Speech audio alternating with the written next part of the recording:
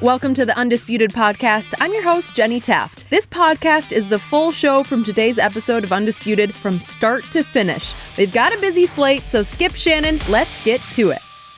Welcome to Undisputed. We are live from Los Angeles. I'm Jenny Taft here with Skip Bayless and Shannon Sharpe. Good morning, guys. Hi, Jenny. Welcome back. Thanks. Good to see you guys. Shannon missed you. Shannon? No, Skip and Shannon. I'm sorry. What am I thinking? Oh. No. How are you, Jenny? Little mistake there. Okay, How are well, you? good to see you. I'm glad to hear that. You always try to be sneaky and slide something in. You think you slick, Skip Bayless. He doesn't make mistakes often. Yeah, no, he doesn't. Noted. Yeah. It was Either way. A Freudian slip. I understand. Or Baileyan slip. Yeah. I'll take that. But I want to talk about Tom Brady. Do you? Whoa! Yes. Hold on. Can't wait. I know somebody that say, what did they say, Skip? What did he say? Oh, Warren Moon. Yeah. Let's talk about Warren Moon. My friend Warren Moon. My friend, too. Yeah. Well, on today's show, we do have a lot to get to, like the Raptors. Are they actually better without Skip's old friend, Kawhi? Don't say We'll his see if we name. use his name. And will Patrick Don't put his name in my Mahomes sentence. get a big win tonight? But let's start with Tom Brady. His Patriots have a huge matchup against the Steelers on Sunday. New England is 9-4, and Brady has 23 touchdown passes. But he hasn't been the typical Brady we've seen in the past. He's 41 years old, and Hall of Famer Warren Moon, he pointed out that age is a factor in the drop in numbers. Moon said this: the numbers are starting to show that there's a deterioration coming, especially when you talk about the blitzing, because that's something he used to really excel at. You do start to lose some of your reflexes and responses. I started to figure that out later on in my career too. Even though your mind knows where you should be going, sometimes your body just doesn't react as fast. You're starting to see some of that with him. All right, Shannon, do you agree? Go ahead. What, Skip? Make yourself look foolish. I don't care. No, Skip. I do agree. And what happens when you offer a harsh critique of a great player, unless you show up with 1,000 roses and a 50-layer cake, you're a hater. Oh, you're jealous of his success. Warren Moon played until he's 44. Warren Moon's in the Pro Football Hall of Fame. I don't know what there is to be jealous. Shannon Sharpe is in the Pro Football Hall of Fame. Shannon Sharpe has 3 Super Bowls. Shannon Sharpe had to stop when he was 35. Stop when I was Somebody's 35. jealous across from me, but it's okay. It's okay. I accept it. Yeah. You do know you're making my point for me. No, what I I don't. say I when think you I made offer my a harsh point for critique. me. You know, Skip, look. Can Tom Brady have these big games like he had against Miami? Yes. But no one was heaping on, oh, look at Tom Brady the previous 4 games when he had 4 touchdowns and 5 interceptions. Nobody said, oh, look at Tom. Tom's lighting it up. And what happens is, Skip, people actually think that Tom Brady is all-time great. He's a transcendent. He's thought of as the GOAT or one of the 2 or 3 best quarterbacks ever. And people actually think that he's just going to all of a sudden turn into Mark Sanchez. That's not what happens. There are small things, and unless you've played the game and know what you're looking for. For me, I set the NFL record for tight end receiving yards, Skip, in a game in year 13, 32, 33 years of age. I could have that one big game because the next game I went for 19 yards, but I couldn't put it together. In my prime, I could go for 156, 161, 120. And what Tom can do is that Tom can have these big games. But if you notice, he said it now. 5 years ago, Tom Brady would not have forgotten he didn't have any more timeouts. He doesn't take that sack in that situation. What we're starting to see, he goes down a little easier. The ball comes out. You lose grip strength. And that's one of the things as an aging quarterback is your grip strength, is that it starts to dissipate a little bit also. It's subtle things. It's not like he ran into a brick wall and all of a sudden he's Mark Sanchez. No, that's not what he's going to be. But he can't generate those big games, game in and game out. The truth be told, Tom Brady doesn't deserve to represent the AFC in the Pro Bowl this year. Pat Mahomes, Phillip Rivers, Andrew Luck have outplayed it. That's fact. That's not conjecture. What? Now you're just making up lies. Hold on. Patrick Mahomes outplayed him? What? You see, you talk about one What? game, you go again. You say What? one game, you take one game. Well, you just said he outplayed him. That's wrong. I said he. You're disqualified. No, I did not. My Hold on, turn. Skip, hold on, Sorry. Skip, hold on. No, I did not. Okay. I said Patrick Mahomes, Phillip Rivers, and Andrew Luck have outplayed Tom Brady this year. Oh, okay. That's fact. Not head-to-head. See? Again, Jenny, what did he do? He's taken one game. What game? It was the game. Okay, did he outplay? It's Sunday night. Did he outplay Marcus Mariota? Did he outplay Blake Bortles? He should be Then 10-3. He should be 10-3. Whose fault was Sunday at Miami? Whose fault was it? You even agreed it was Bill Belichick's fault. No. We're not. Warren Moon is not evaluating Bill Belichick. He's not evaluating. He's evaluating Tell me Tom when it's Brady. my turn. It's not your turn just yet. It's my turn. And what we're starting to see is that the small things that as you start to age, the mind does not process information as fast as it once did. That's what happens. Reflexes start to dissipate as you age. That is fact. That's not conjecture. If you are a fighter, Floyd Mayweather had some of the quickest reflexes ever. But what we see as we start to age, those start to dissipate. Be you a professional athlete or you be a normal person in day-to-day life. And we're starting to see that with Tom Brady. And unfortunately, Skip Bayless, if you offer a critique that's not heaping praise or you don't show up with 1,000 roses for Tom Brady, you're labeled a hater.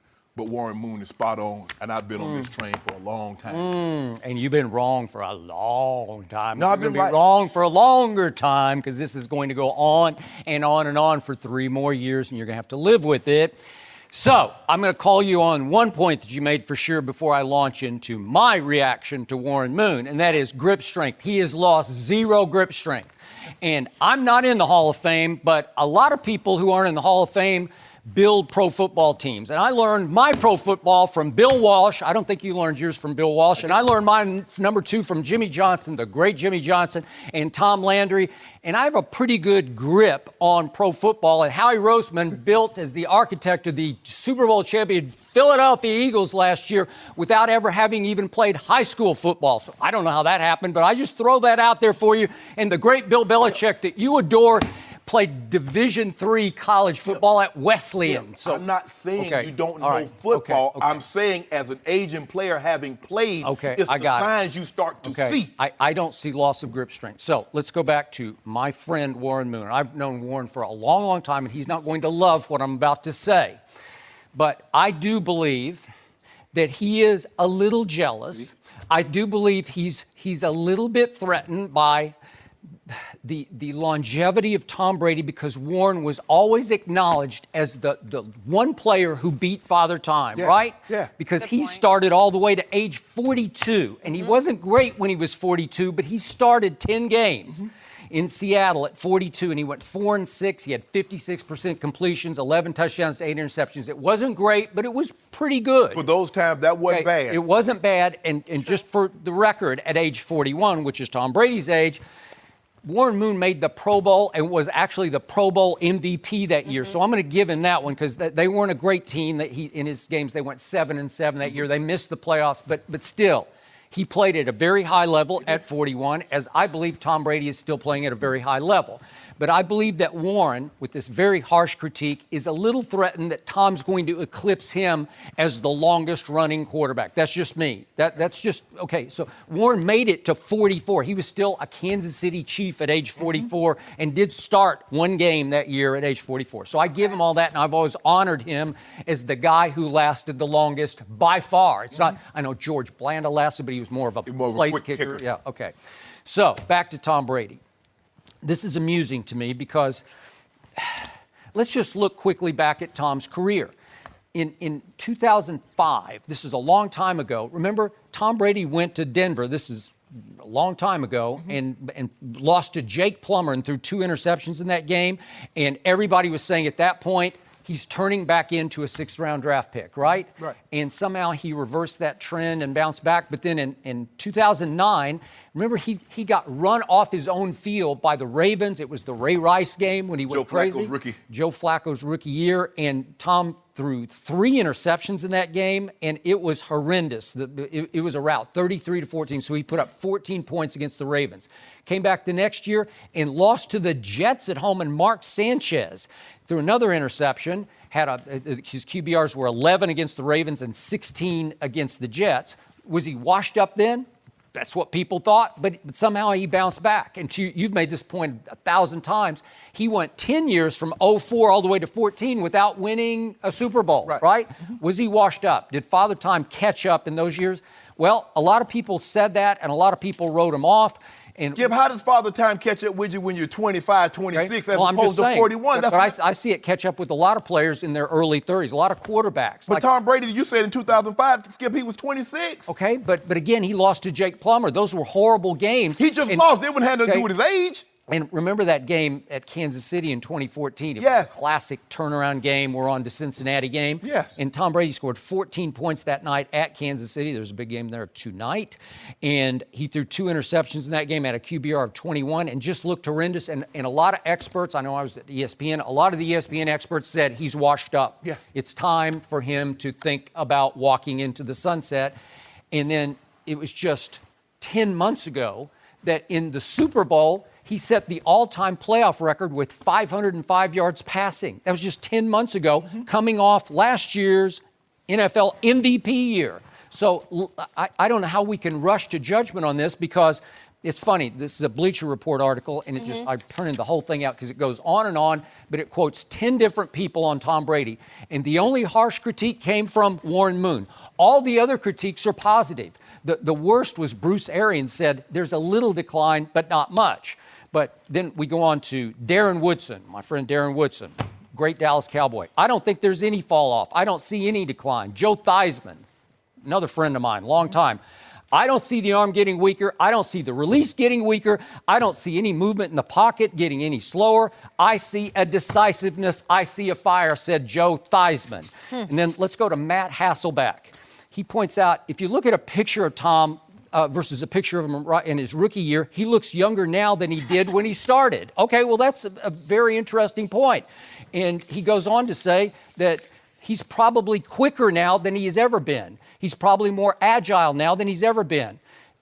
He's always looking for the next thing, always looking for the next edge in ways because of his training methods, okay? So there's just nothing but positive. Drew Bledsoe said he thinks he's better now than he was 5 years ago. That's from Drew Bledsoe, who he beat out in New England. I could just go on and on. Tom House, the guru, the throwing guru, again. Who works for Tom Brady, but go ahead. Okay, he works for a lot of people. But I know we Tom Brady. Okay? This is my 7th year with Tom, and I haven't seen any skill diminishing anywhere. Again, would Tom House say that publicly? He probably wouldn't, but he's another close friend of mine, and I've talked to him a lot about Tom Brady, and trust me, he raves off the record even more than he does on the record about Tom Brady. That's his premier client. But hold on, this is not the same Tom House that was Tim Tebow's throwing guru, and said if you put Tim Tebow up to all the other quarterbacks in T-shirt and you didn't know who he was, you couldn't tell. Did he lie? Did he lie? That throwing motion.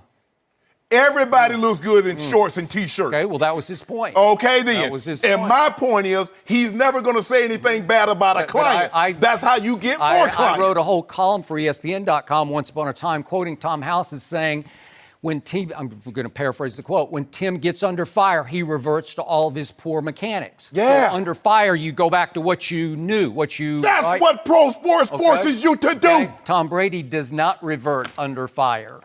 Yeah. And Bruce Arians said there's not a blitz he hasn't beaten or seen, and that's not an issue. So what happened at the goal line against Miami? What happened, if you don't mind me asking? You know what? He proved that he, once again, is human, right? Human. He had a bad series. He was trying to do too much. He got caught up in the moment. He had a rusher right in his face, and he missed Hogan on the back line. And if you don't mind me asking, I didn't write this down, but I have a good. I can process and I can retain information. If you don't mind me asking, Skip Bayless, can you tell the people at home what's Tom Brady's QBR against the blitz this year? I don't know. I don't know the second level. Okay. I hope whoever they play, let's start with Pittsburgh. I hope they blitz every play. I hope they do. He will eat it up and spit it out. That's what he will do. What I've learned over the years, there's a great quote, and I read it many, many years ago. They say we look for what we want to find, and we listen to what we want to hear. And Skip Bayless, all these, like, he printed that whole article. I think you just described yourself to a T. To a T. To a T. Did it? My turn. Can I talk? Wait, Can I talk? nine people in the article, they must all be looking for what they want to see. I don't know, but they had no issues at all. But see, no one else, Warren Moon, he's jealous of Tom because Tom might go down and play longer than Aaron at a higher level. Tom Brady. Sure. Skip, you can offer a critique or analysis without being jealous or envious. You can do those things. Now, I don't know, maybe you find that hard to believe.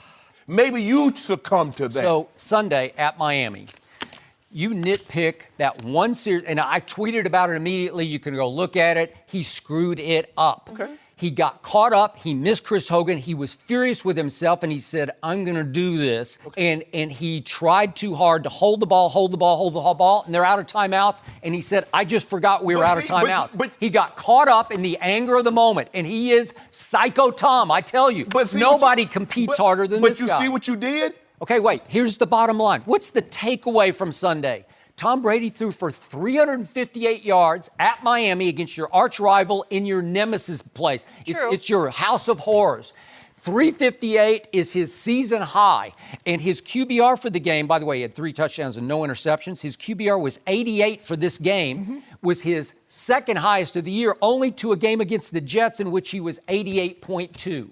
Okay, so it was just 0.2 below his best QBR. I can argue it was his best game of the year, and he drove them 10 plays, 69 yards, and would have cashed in for the clinching touchdown. But what happened at the goal line? They got it first and goal at the 6, and what did they do? They tried to kill the clock. So Josh McDaniels calls run, because they're just trying to kill the clock, and they took a field goal. But Tom Brady drove them in position to clinch the game. So they take a field goal, and they're up 33, as you know, to 28. They're up 5 points, right? 33 to 28. And then you know the rest of the story. A few seconds left, and the Miami miracle occurred. But you see, whose fault was that? Tom Brady's? No, I think it was Bill Belichick. But you see what you did, Skip?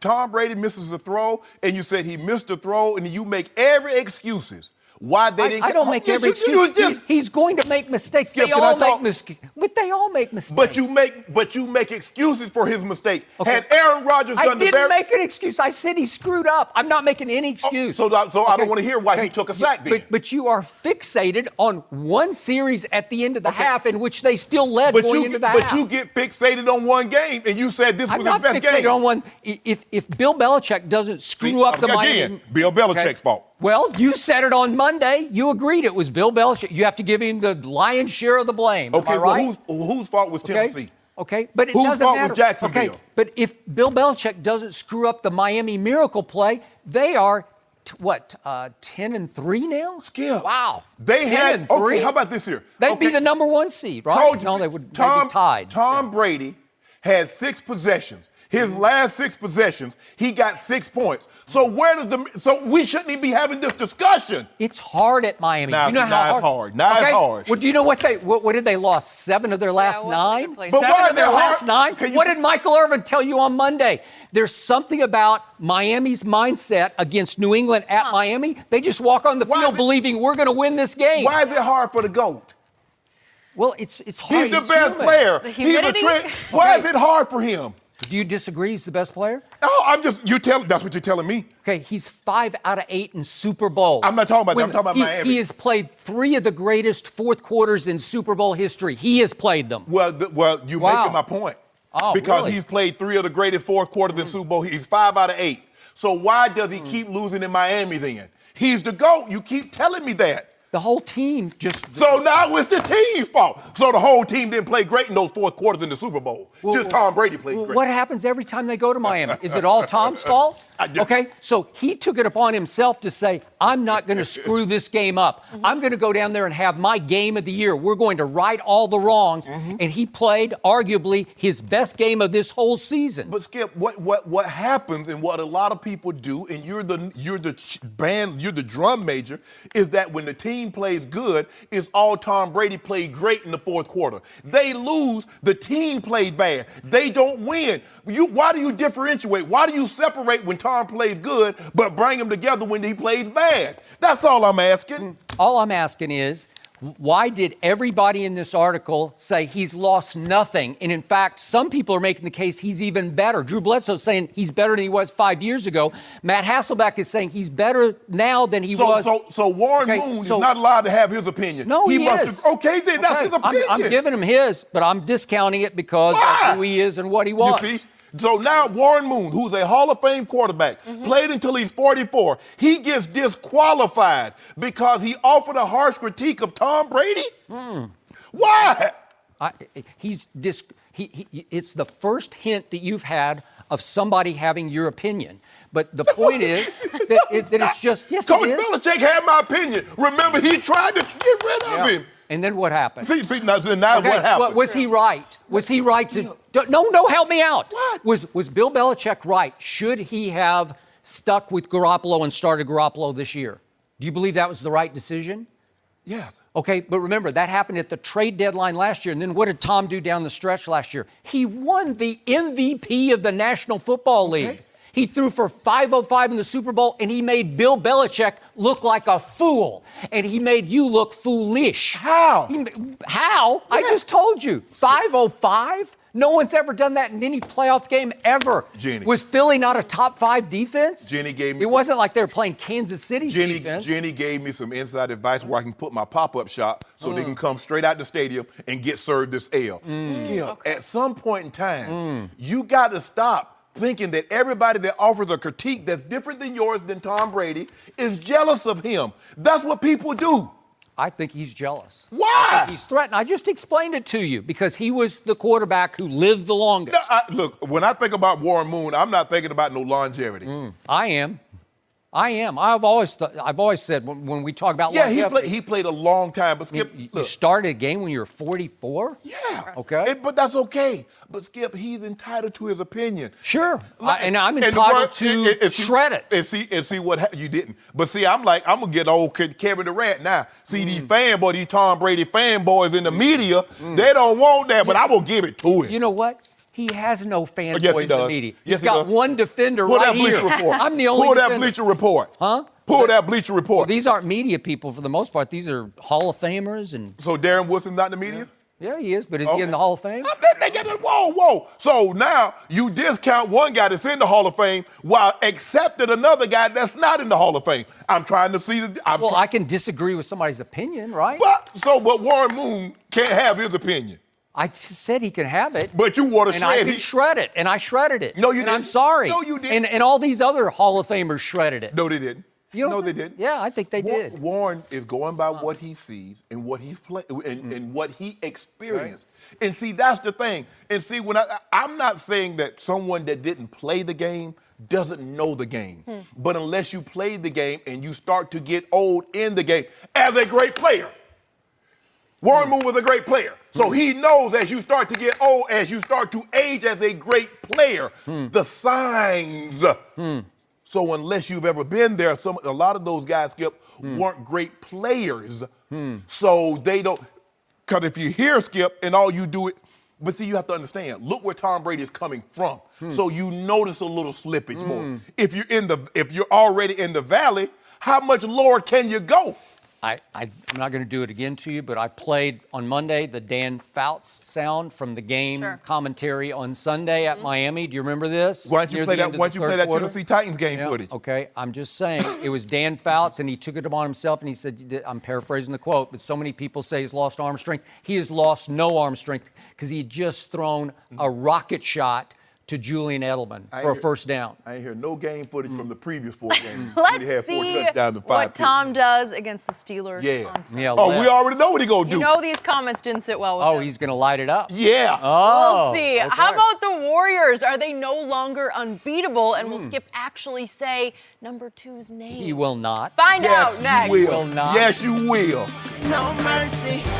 Hey guys, Jenny Taft here. There is a buzzy gift on everyone's list this year. It's something they'll use twice every day, was featured on Oprah's O List, and it's perfect for everyone with a mouth. This it gift is Quip, an electric toothbrush designed to make brushing better. What makes Quip the ideal option? Well, Quip toothbrushes use sonic vibrations that are gentle enough for sensitive gums and teeth. They come with a built-in 2-minute timer. It pulses every 30 seconds to remind you when it's time to switch sides. Guys, I have it. It's really awesome. And my travel schedule is packed. And the last thing I want to do, I don't want to lug around a bulky electric toothbrush. So with the slim design and a travel-ready holder, my Quip makes it easy to keep my teeth looking and feeling their best no matter where I am. That's why I love Quip and why they have over 5,000 verified 5-star reviews. Quip looks like a big-ticket tech gift with a stocking stuffer price starting at just $25. And if you go to getquip.com/undisputed right now, you can get your first refill pack for free with a Quip electric toothbrush. But you don't have to tell your giftee that. That is your first refill pack free at getquip.com/undisputed.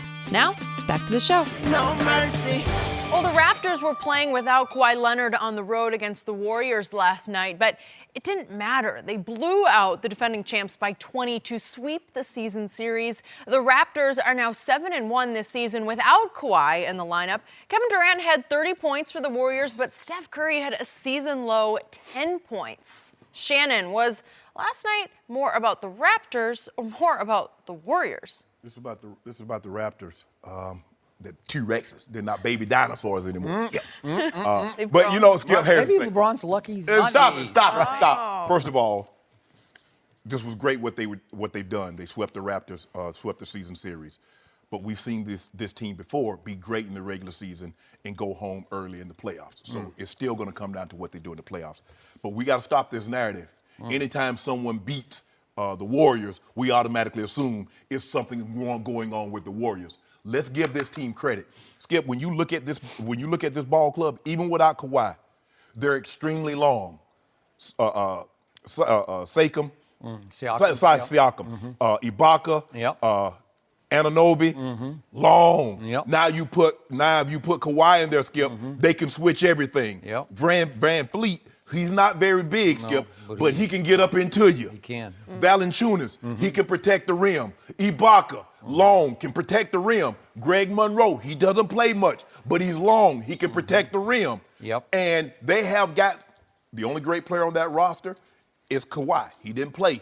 But they have a lot of guys that can put the ball on the floor and can get to the rim and they can knock down open shots. Yep. And like I said earlier, the thing that gave the team that's given the Warriors the most problems in the playoffs were the Rockets last year because they switched everything. Well, this team is even longer than the Rockets. So they switching everything. And they can do it. Give them credit. This is all about the Raptors. Has nothing to do about the Warriors. The Warriors got their butt kicked. Kevin Durant was right. Hey, they're going to come. No, they already here.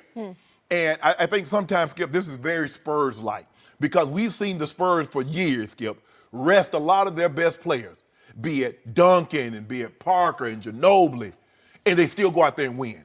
And what Nurse has done, he took over for when they let Dwayne Casey, when they let him go, Skip, he's convinced this team we're more than one player.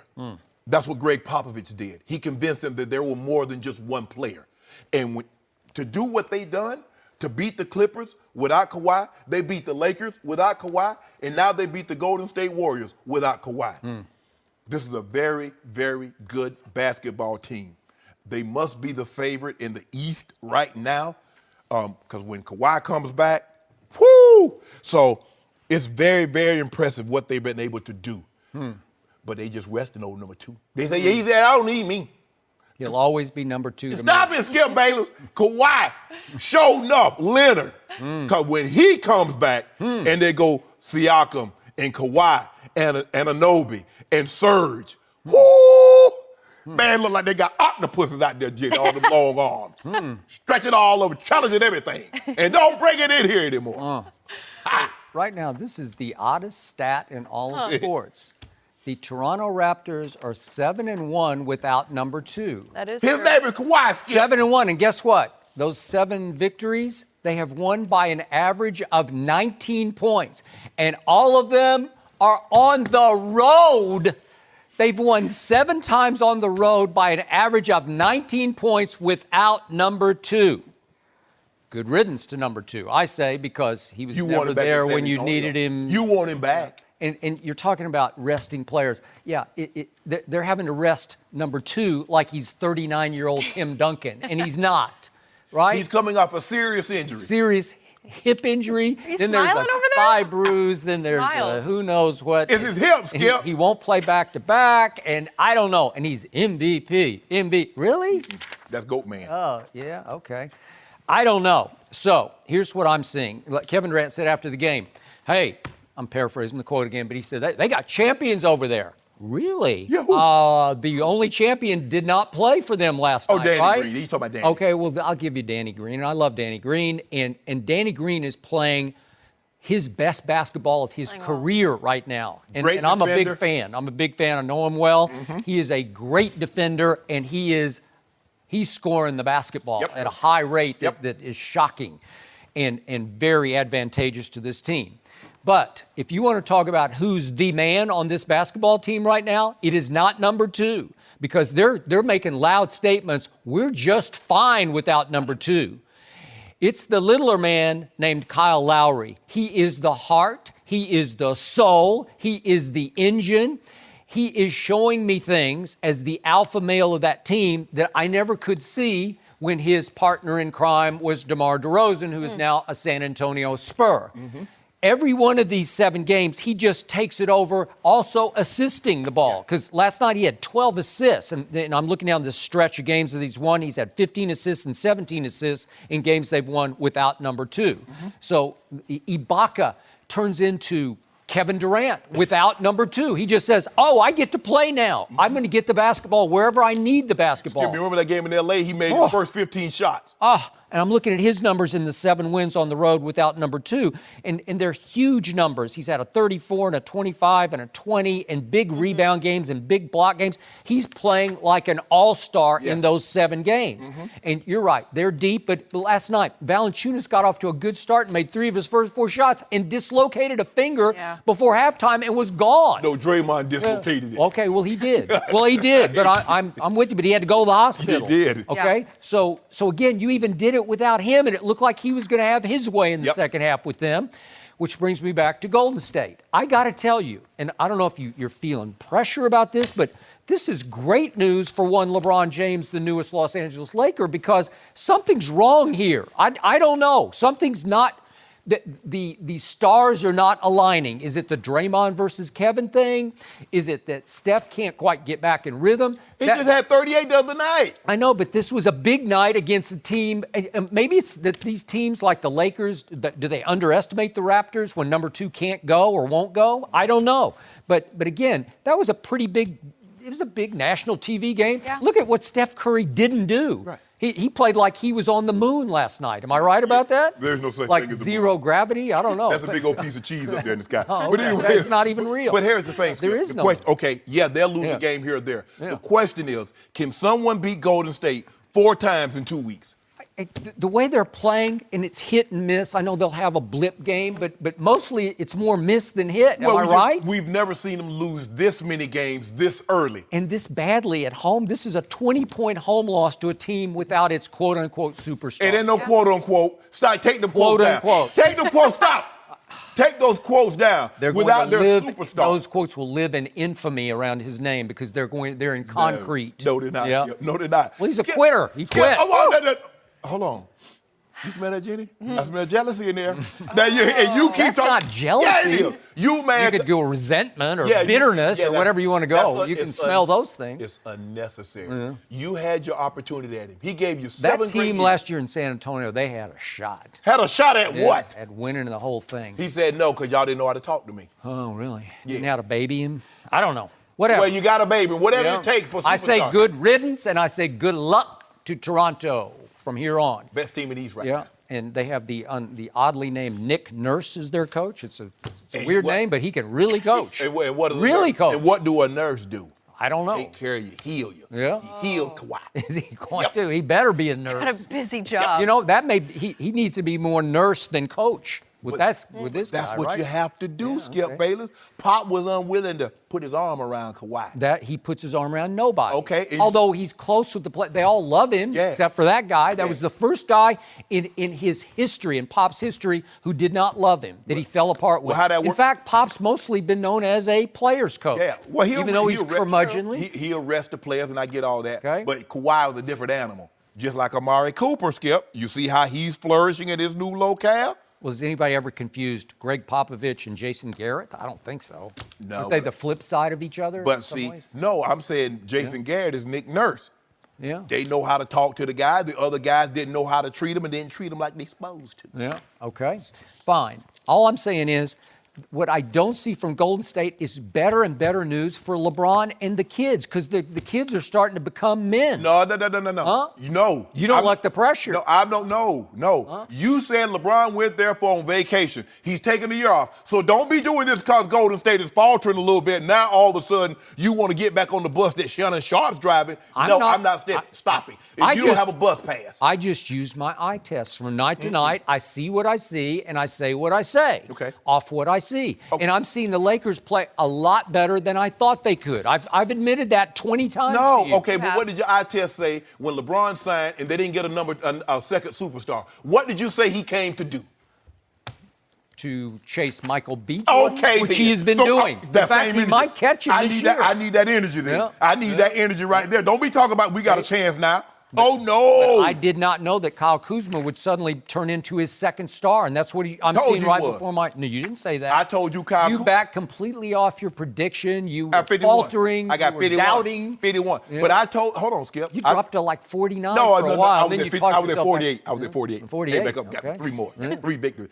But I told you, Skip, I said last year Kyle Kuzma was their best rookie. You shot me down and said it was Zoe. No, I didn't. I love Kyle Kuzma. I've always loved him. We had him on the show. I Yeah, love him. I love him. Yeah, I love him too. what he's made of. Yep. And all of a sudden, you want to talk about vibing off LeBron James. Yeah, right. He feels like he has arrived, like this is nirvana for a second-year player because LeBron is passing him the basketball like you score it. Yeah. And when he gets it, he shoots it with conviction. I like him a lot more if he take off them skinny jeans. Well, he doesn't wear them to play basketball. Yeah, I mean, but he be out on Instagram. Okay. You don't like blood, skinny blood jeans? pressure cuff. Yeah. Check his blood pressure, Jenny, and them jeans so tight. I'm just saying, from what I've seen from the Lakers so far and what I haven't seen from Golden State so far, and I don't know if DeMarcus Golden Cousins... State's going to be fine. Okay. Skip. Well, will DeMarcus Cousins change the equation? Can they fit him in? Yeah. Can they blend him And on plus- the fly? And what do you have to do? Okay, you got to be able to switch everything when you play Golden State, and you got to pound them on the glass.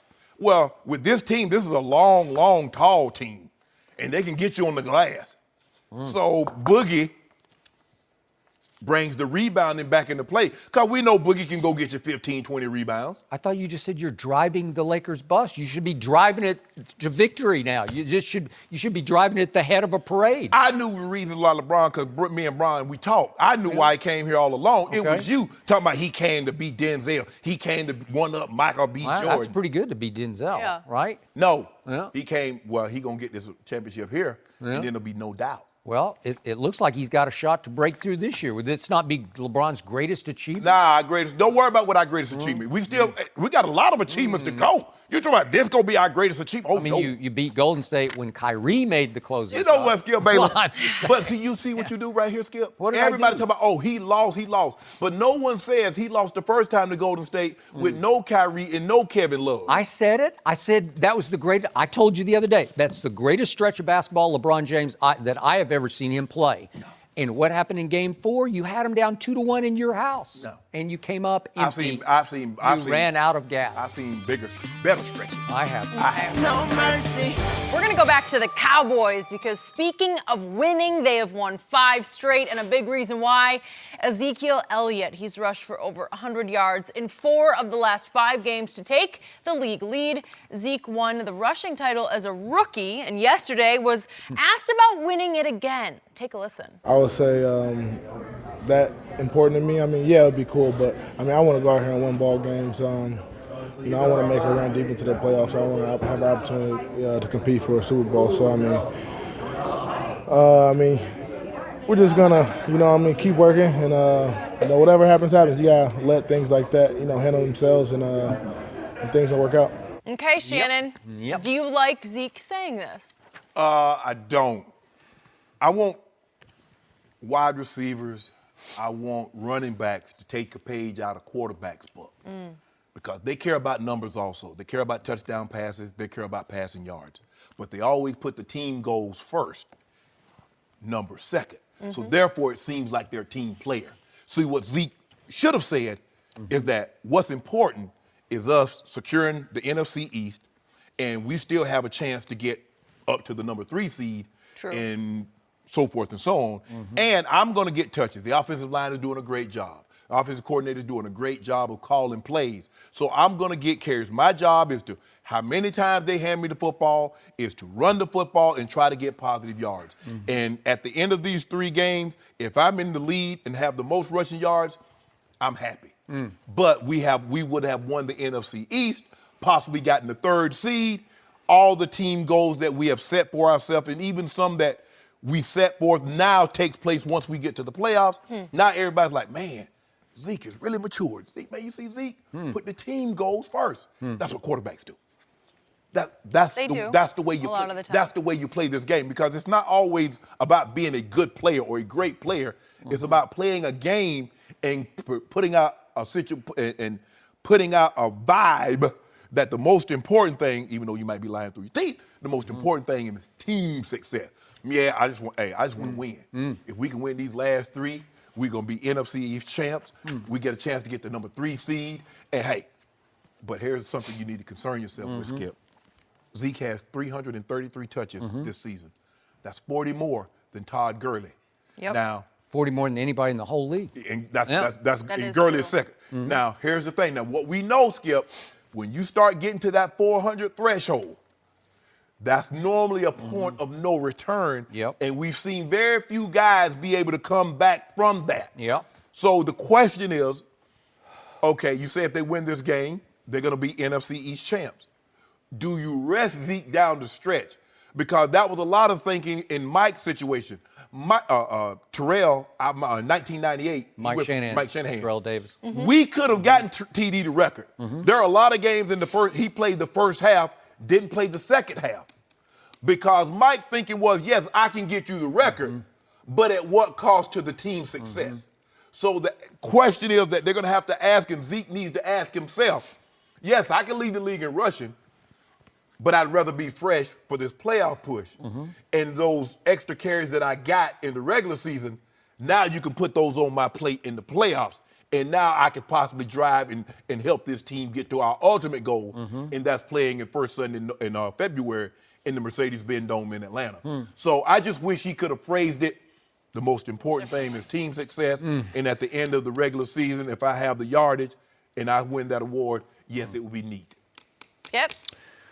So, the many Cowboy fans watching this show right now see right through your act. What? We know what you're trying to do to us. We know. What I'm trying to do? We get it. We're smarter than this. What? You're trying to plant seeds of dissension in the Cowboy locker room. You're trying to plant seeds of resentment where others on the team will resent the fact that Zeke is talking about Zeke instead of the team. No. Am I right? No. And usually, I would be with you in your opinion about this. Usually. But I'm here to tell you that nobody in that Cowboy locker room considers Ezekiel Elliott a me-first player.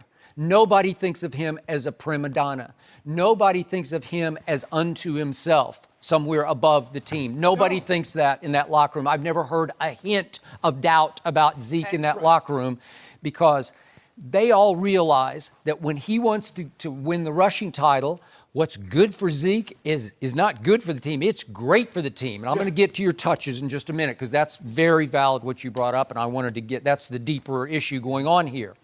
But nobody on that team sacrifices his body more than this guy does. Right. Nobody runs harder every single snap than this guy. And obviously he's catching a bunch of balls and having to run with it also. Nobody has, like, this is the greatest body lean in a running back I have ever seen. Does he not go north and south as hard as he can go? He does. And on 3rd and short or 4th and short, Does anybody try to run through a brick wall any harder than this guy does, than 21? Yeah. Will he not wriggle and squirm for every little inch and ounce to get the first down? Again, they know what he's giving for this team. Yeah. And I got to tell you, it frustrates me when he has a bigger run, 15 or 20 yards, and he does this. You know what's the next thing he does usually? He holds up his hand. He does this, and then he does this. Yeah. It all comes right together. This, like, I need a sub. And in comes Rod Smith for him, and I'm like, no, don't leave me. Don't leave me. Now you're hot. How many great running backs? Eric Dickerson, you know, that don't they just give me the ball? Give me the ball, right? Yeah, I mean, normally it's 5 or 6 carries before the guy comes out. It's not normally one long run and then the guy comes out. But it's different now, Skip. It's different. You know how guys used to be. Guys get the ball 25, 30 times without blinking an eye. Now guys are on a pitch count, kind of like baseball players. Mm-hmm. Yeah. Baseball pitch, excuse me. Yeah, so to your point about, you know, do I worry about him being used up too quickly? I'm even doing bigger picture. Can he last 4 more years at this rate? I don't know. It's really, seriously, his shelf life doesn't feel real long to me. Well, this isn't Emmitt Smith. Emmitt was a master at avoiding contact. Zeke is going to. And for Zeke runs towards contact. He does. He has love more that Adrian about him. Peterson in he him does. than Emmitt Smith. Totally agree. Scary. But remember, I thought he had a chance because I thought this year was going to be all about 21 because there's nobody to throw to. Right. And unfortunately, because there was nobody to throw to, defenses said it's all about stopping 21. Absolutely. And they did that because in those first few games, remember at that opener at Carolina, he had 69 yards, and then he had 54 at the Texans, 33 at Washington, only 61 in that debacle against the Titans. So his yards were low for the first sort of half of the season. All of a sudden, he caught fire as they caught fire. And as you say, that goes hand in hand, right? Yep. So to me, you know, I thought he had a shot. What was Eric's record? 21.05. I thought this was going to be the year, and then Travis Frederick went down, and then they opted to start the kid at left guard, Connor Williams, which is a terrible idea. Now he's at right guard. Well, yeah, now he's at right guard. Maybe Zach Martin will try to play at Indy. We don't know. But the point is, he got off to such a slow start, and now he's back in gear. Right. Now he's already up to 1,500 yards, like 1,553. Yes, so he's still going to fall 500 yards short of Eric, probably, if you project. I'm sorry, I'm projecting him. He's at 1,262. Oh, he's 1,262 now, but he could finish. Right. The projection would be 1,553. But that's if he plays out. Right. And to your point, I don't know if they win Sunday. Maybe he gets shut down. You have to ask yourself the question, Skip, is Zeke, would you rather have another rushing title or a Lombardi behind your name?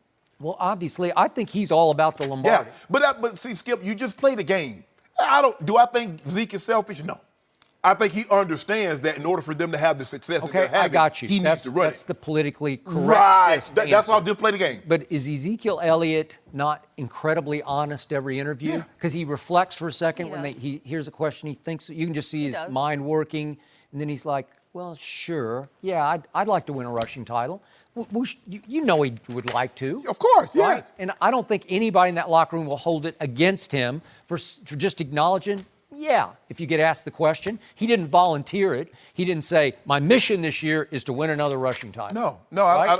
I don't believe that is. I mean, I think his job is to go out there and show that he's the best back in football, and normally a lot of times the guy that leads the league in rushing, a majority of the time gets considered as being the best running back. He believes he's the best running back in all of football. In order for them to have the success, there's no coincidence that they took off. Amari Cooper comes in. Now they lift that safety up out of the box because he has to go and have to worry about Amari Cooper. Now that's the one less guy, a tackler that Zeke has to worry about. Yep. And now he's 115, 124, 150, 130. Yeah. And that's what you're starting to see. So I don't have, Skip, my thing is I want guy, whatever your goals are, I want you to achieve them because I know you're going to put the work in to make sure you get them. Yeah. As long as they don't interfere with the team goals. Yeah. And I don't believe they are. But I'm just saying sometimes, just be politically, hey, okay. Oh, yeah. I'm like, but I just want people to, my catches. Okay, I got it. But I want people to understand that, to your point about all those touches, 40 more than the next guy, Todd Gurley.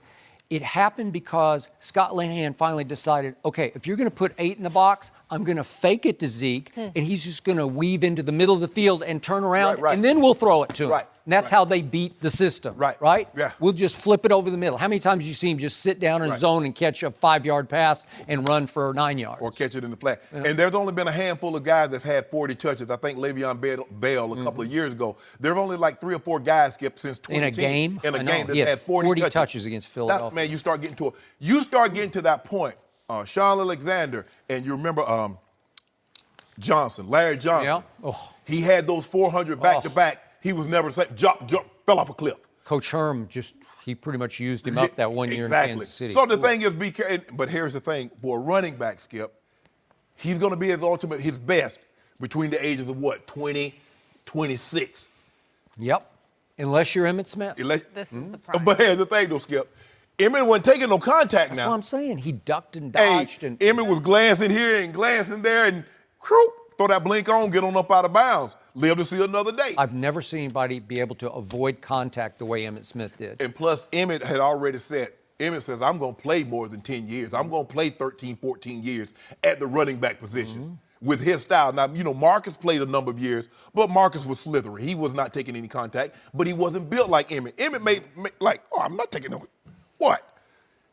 Emmett was like 205. Yes. Emmett was like, I'm in the NFL. I'm tough enough. Yep. I don't need to try to run over a defensive lineman or linebacker to prove to you how tough I am. Because all that does, that collision, that's another 5 carries is taken out of my body. And Emmett's best friend was the sideline. Oh, yeah. He loved to run out of bounds. Hey. Gotta do what you gotta do. Yep. I'm looking forward to Sunday. Yeah, big day this is a big for Dallas. Big Andrew Luck. Yeah. I mean, it's not like a must-win, but it's. But it could. I mean, whatever, Skip. It'd be fun on Monday. You the biggest front runner. You see how he gets you? Title. Oh, it's not a must-win, but you know. Well, it's not. You know what? Would you like to bet on Sunday? You like to bet? You want 2 cases? I'll take the 3-point spread right now for 2 cases. No. Well, you said you'll only do 2 cases, so if you want 2, straight up. I'll do 1 straight up. 2 with 3. 2 with the minus. Y'all the hottest team in football. Y'all the hottest team in football. No, Andrew Luck's the hottest quarterback. Oh no, we got Dak threw for 455. Amari Cooper got. Not so sure about that. Really, Dak threw for 455? The guy who can't throw? But before Sunday, we do have a big game tonight. Patrick Mahomes lead the Chiefs to a win. Homie. Skip and Shannon are going to make their picks, maybe some bets. We'll see next. No mercy. We've got a huge game on Fox tonight between the 11-2 Chiefs and the 10-3 Chargers. Shannon, who you got tonight? Who wins? Whoo! I've gone back and forth on this. I'm going to take the Chargers. I like the way Phillip Rivers is playing. 28 touchdowns, 9 interceptions, and he has a law firm of receivers. That Williams, and Allen group, 6'4", 6'4", 6'3". They're to be reckoned with, and I think that's the advantage that they have over Kansas City in this defense because I don't think Kansas City's secondary. Now Eric Berry will be back for the first time in over a year and a half. True. But I think this is where Kansas City has a decided advantage. Their receiving group against Kansas City DBs. Bosa coming back for the Chargers defense. Has been unbelievable. 17 tackles, 4 sacks over his last 3 games. So now you have to make a decision. You have to make a choice. Are we going to double Melvin Ingram or are we going to have to double Joey Bosa? And so with him being back, I just think the Kareem Hunt being out of the lineup, and we all know his situation. We don't need to harp on that, Skip. I think losing Kareem Hunt, you could look at it 2 ways. Either the field has come up to Kansas City because of Hunt, or Kansas City is taking a step back with the absence of Kareem Hunt. Whatever the case may be, they're a different team. They're not the same explosive, dynamic team. That is true. Tyreek Hill is going to be hampered with that foot injury. Now, he's scheduled to play, but that's a quick turnaround. Hurt the foot on Sunday, and you're playing a game on Thursday. Would love to see the situation. Probably I would have leaned, had this been a Sunday game, I definitely would have leaned towards Kansas City. But I'm going to take the Chargers on the road. They do a great job of protecting the football also, Skip. Only 10 turnovers all year, tied with Seattle for the fewest. So I'm going to take the Chargers in a close ball game. I'm going to say 30, 31, 30. 31-30? Really? That close. Wow. Yeah. So, Jenny Taft, Yeah. this was fascinating to me, and I couldn't wait to hear what my man across the table said because he was between a rock and a hard place on this one. Because he picked those quote-unquote San Diego Chargers, as we sometimes call them, We do. the LA Chargers.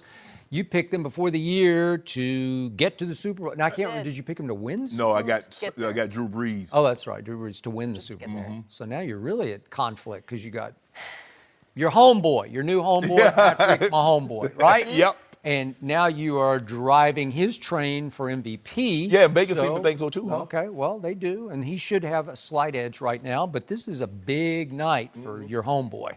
This is a big stage. It's the last big Thursday night game on Fox.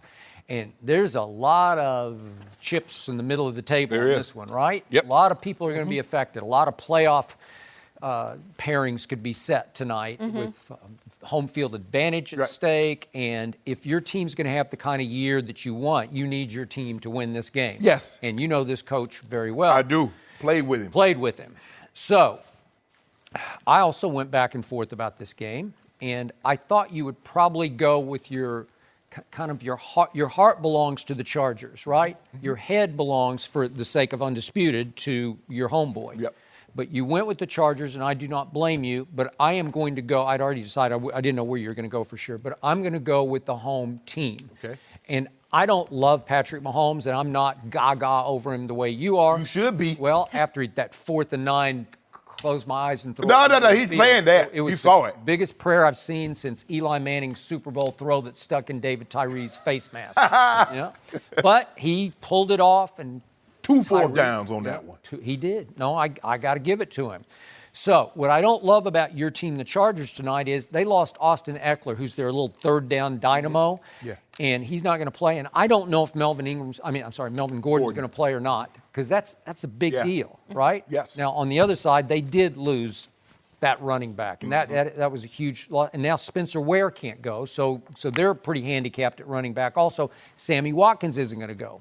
But to me, Sammy Watkins stay hurt. okay, he does. He never goes. No, he's the number 2 of the right. Yeah. I can't say that guy's name, but he's the number Kawhi- 2 Kawhi- of the Kansas City. Oh, so you try to call him? Oh, he the Kawhi Leonard of football. Yeah. Am I right? Not a good comparison. Not a Coming good from comparison. Skip. No, it's not. So the point is, this is a night game at Arrowhead. You've been there and Yes. done that a few Yes. times, Yes, right? I have. And I did look at the forecast, and it's not bitter cold, but it's just your basic cold. Right. And it's going to be 30-something degrees with 14-mile-an-hour wind, which is fairly significant. So the wind chill is going to be 20-something. And I still think that these sunny L.A. Chargers are going to have a hard time in the cold up there. Well, they went to beat Pittsburgh, put pain on Pittsburgh. Okay. But No, it wasn't a night game. No. Yes, it was. Was it a night Yeah. game? I thought it was a late afternoon game. But No, you it know might what, Skip? This It is was a night game. It was You're a night right. game. Yep. This is why Andy Reid moved up Yep. to get Patrick Mahomes for a game like this sure. in conditions like this. Yep. Because with that arm, the elements do not play a factor. It doesn't matter how cold it gets. It doesn't matter how. It plays a factor in those trying to catch it. Oh yeah. Right. Because the ball does move, but Yeah. he can throw it. He has the arm talent to cut through those type elements. But I just like the way the Chargers are playing. But think about this, Skip. Had they not blown, because Phillip Rivers threw for 400 yards against the Broncos. Yep. Now, not only are you playing for the division to be in charge, you're playing for the number 1 seed. Yeah, you are. This game could have easily been to determine who's going to be the number 1 seed. And there's a good chance that, because even if San Diego wins, because they lost to the Broncos and Kansas City swept the Broncos, Yep. the Chiefs would still be in the front in the division. So there's a chance that Kansas City could be San Diego can be 13-3 and be a wild card. Let that sink in. 13-3 and be a wild card. Yep.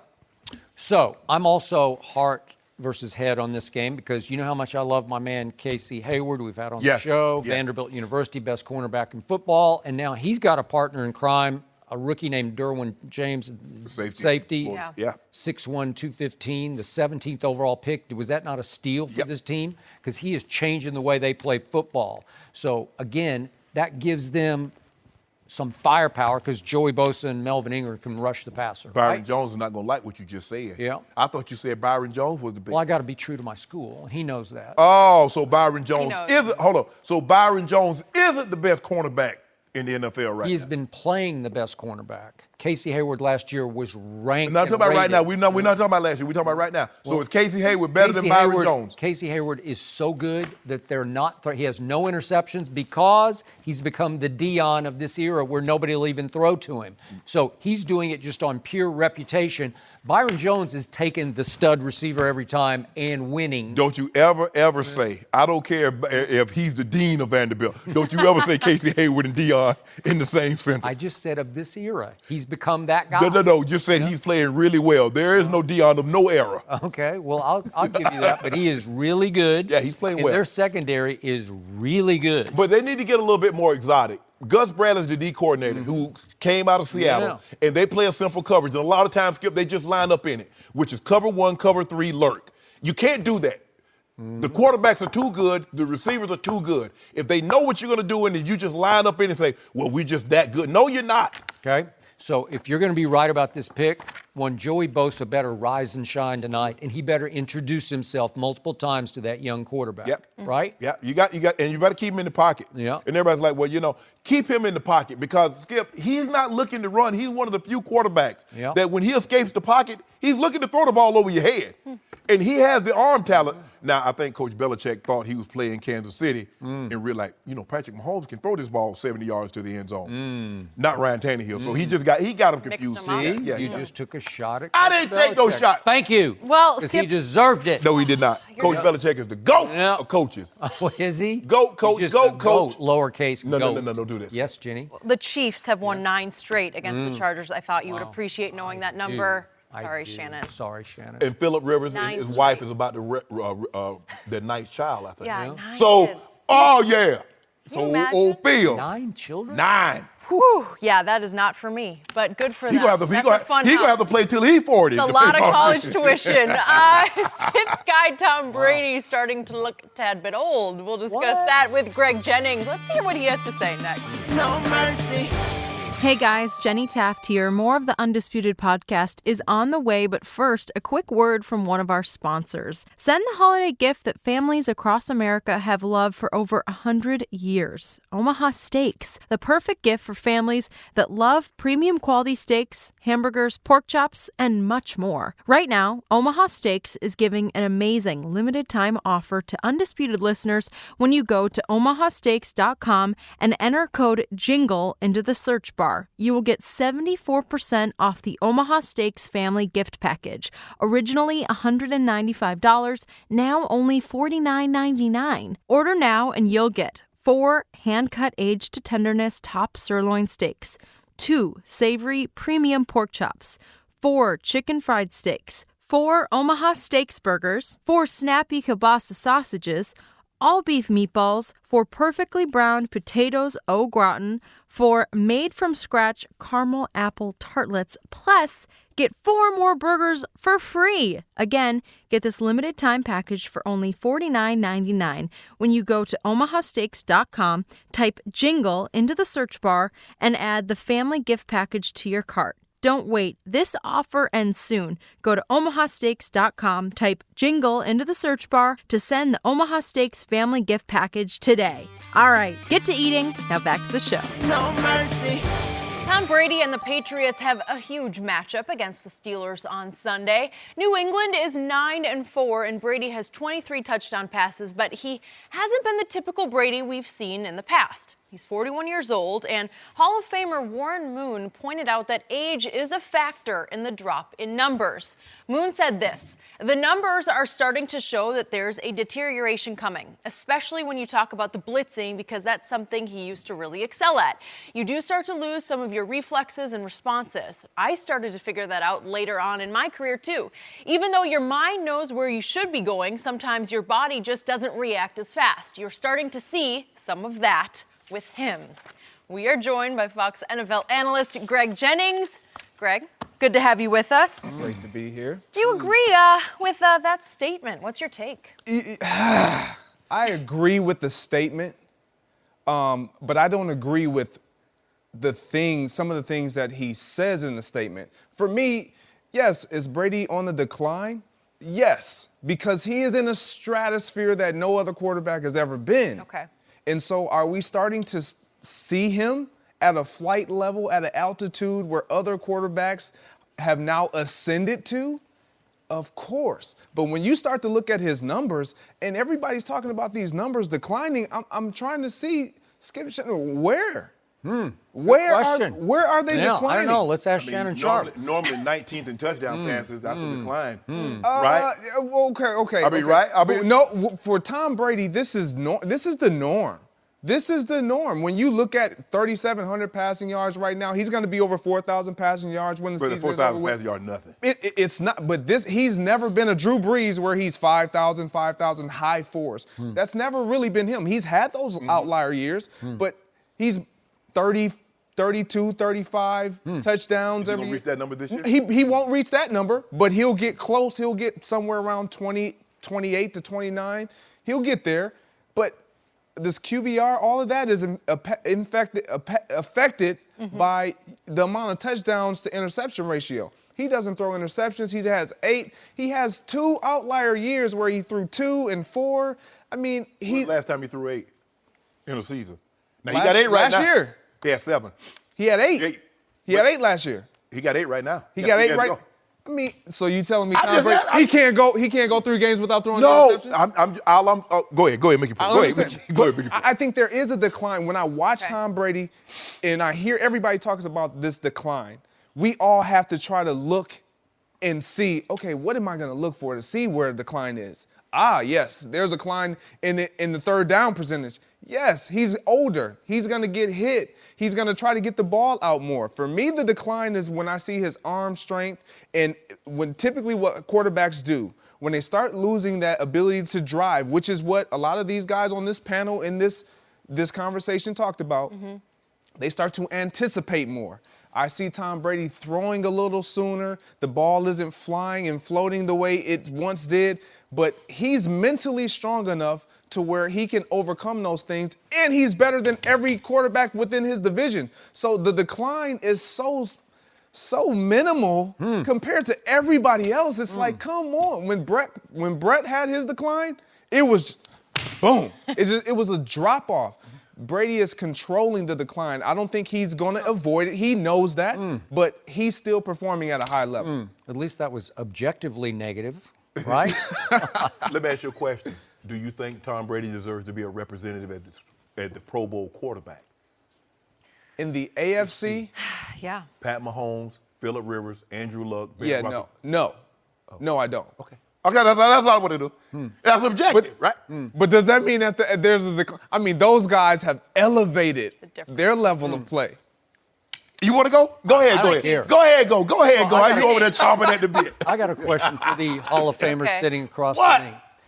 Greg just talked about declining numbers. So should Aaron Rodgers think about hanging it up? Because he's having a really sorry season by his standards, by his GOAT standards. Seriously, I look at his numbers, and they are all in serious decline, like plummeting decline, because he's 19th in QBR, he's 28th in completion percentage. Do you think he's washed up at age 34? I don't. I just don't. He's had 34 some and bad 41, games. Skip. Yeah. Is there a difference between ages 41 and 34? I just want to know. I just want to know. Okay. So here's my problem with this article, and I'm going to say it again. Again, I know Warren, known him forever, since way back to, I interviewed Warren Moon when he was the quarterback of the Washington Huskies. That's how far back I go with him. And I covered games that he played in Seattle for the Huskies, not for the Seahawks. And I love Warren Moon, but I take issue with his approach to this because I do think he's a little threatened by the fact that Tom Brady is threatening to eclipse Warren's long-deserved sort of title as the quarterback who lived the longest, because he was starting games at age 42. He wasn't great when he was 42. He was actually great when he was 41 because he made the Pro Bowl when he started in Seattle at 41. And he actually started one game for the Kansas City Chiefs at age 44. And Tom Brady says he's going to play and play at a high level till he's 45. That's what he has vowed. He has not backed off that. And I don't see any decline because this story, we pulled out all the quotes from Warren Moon, and again, they have credibility because he did this at the highest level late in his career. But there are 9 other people quoted in this article, and they all raved about Tom Brady at age 41. And if I may just throw out a few of them, my friend Darren Woodson at ESPN, he says, great Dallas Cowboy, I don't think there's any fall off. I don't see any decline. Joe Theismann, a guy I worked with at ESPN for years, I don't see the arm getting weaker. I don't see the release getting weaker. I don't see any movement in the pocket getting any slower. I see decisiveness. I see see fire. Then we go to Drew Bledsoe, who lost his job to Tom Brady. He's better now than he was 5 years ago. That's a mouthful. And we get to Matt Hasselbeck, not a great quarterback, but a smart guy. We see him on ESPN, obviously. And he's saying, if you look at a picture of Tom now versus a picture of him in his rookie year, he looks younger now than he did when he started. And he went into his workout routine. He's probably quicker and more agile now than he's ever been. Wow. Okay, so everybody else is raving except for Warren Moon, and you have fixated on Warren Moon because he's making your case. No. Right? But when have we ever known, Greg, and you played this game and you know, when have you ever seen a quarterback, former quarterback, criticize a current great quarterback player? We don't see that. That's one thing. That fraternity never steps outside. We've seen running backs offer harsh critiques of other running backs. DBs, wide receivers, linemen. Is it possible Warren has some personal issue? Oh, my God. Well, is it? I'm just throwing it out there. No, is it possible? No, because what you try to do, you're trying to contaminate the water. I'm not That's trying to contaminate. No. Because I mean, does it run deeper than quarterback to quarterback? I don't know. This is what happens. Because anytime you offer critique of a Tom Brady, you're a hater. You're jealous. Why can't I offer a critique of what I see? Okay, offer it. I did. Okay. Warren Moon offered it. Yeah. It's Skip. You want to see people, it's okay. With age, there is some slippage, not just in professional athletes, in normal day-to-day life. I still have a photographic memory, but my memory is not as sharp as it once was. I'm getting older. I'm 50 now. I'm not 31. Tom Brady is not 27. Tom Brady is not 35. He's 41. And for anyone to say Tom Brady is playing at the same level at 41 he played at 35, they're lying. That's not happening. And what you can do, we see it with Adrian Peterson. You can have, when you're a great player, you can summon it up. They also mentioned Tom gets up for these young guns. He goes against Aaron Rodgers. He goes against Pat Mahomes. He goes against these guys that he feels, okay, you talking about him, let me show you. What about Mariota? What about Detroit quarterback Matthew Stafford? What about Blake Bortles? See, what they did, they look at this game right here he just played, and he was phenomenal. But the previous 4 games, he had 4 touchdowns and 5 interceptions. Nobody offered a critique. You see what they do, Greg? Shannon Sharpe, let me ask you what they do about these games. I go back to 2005.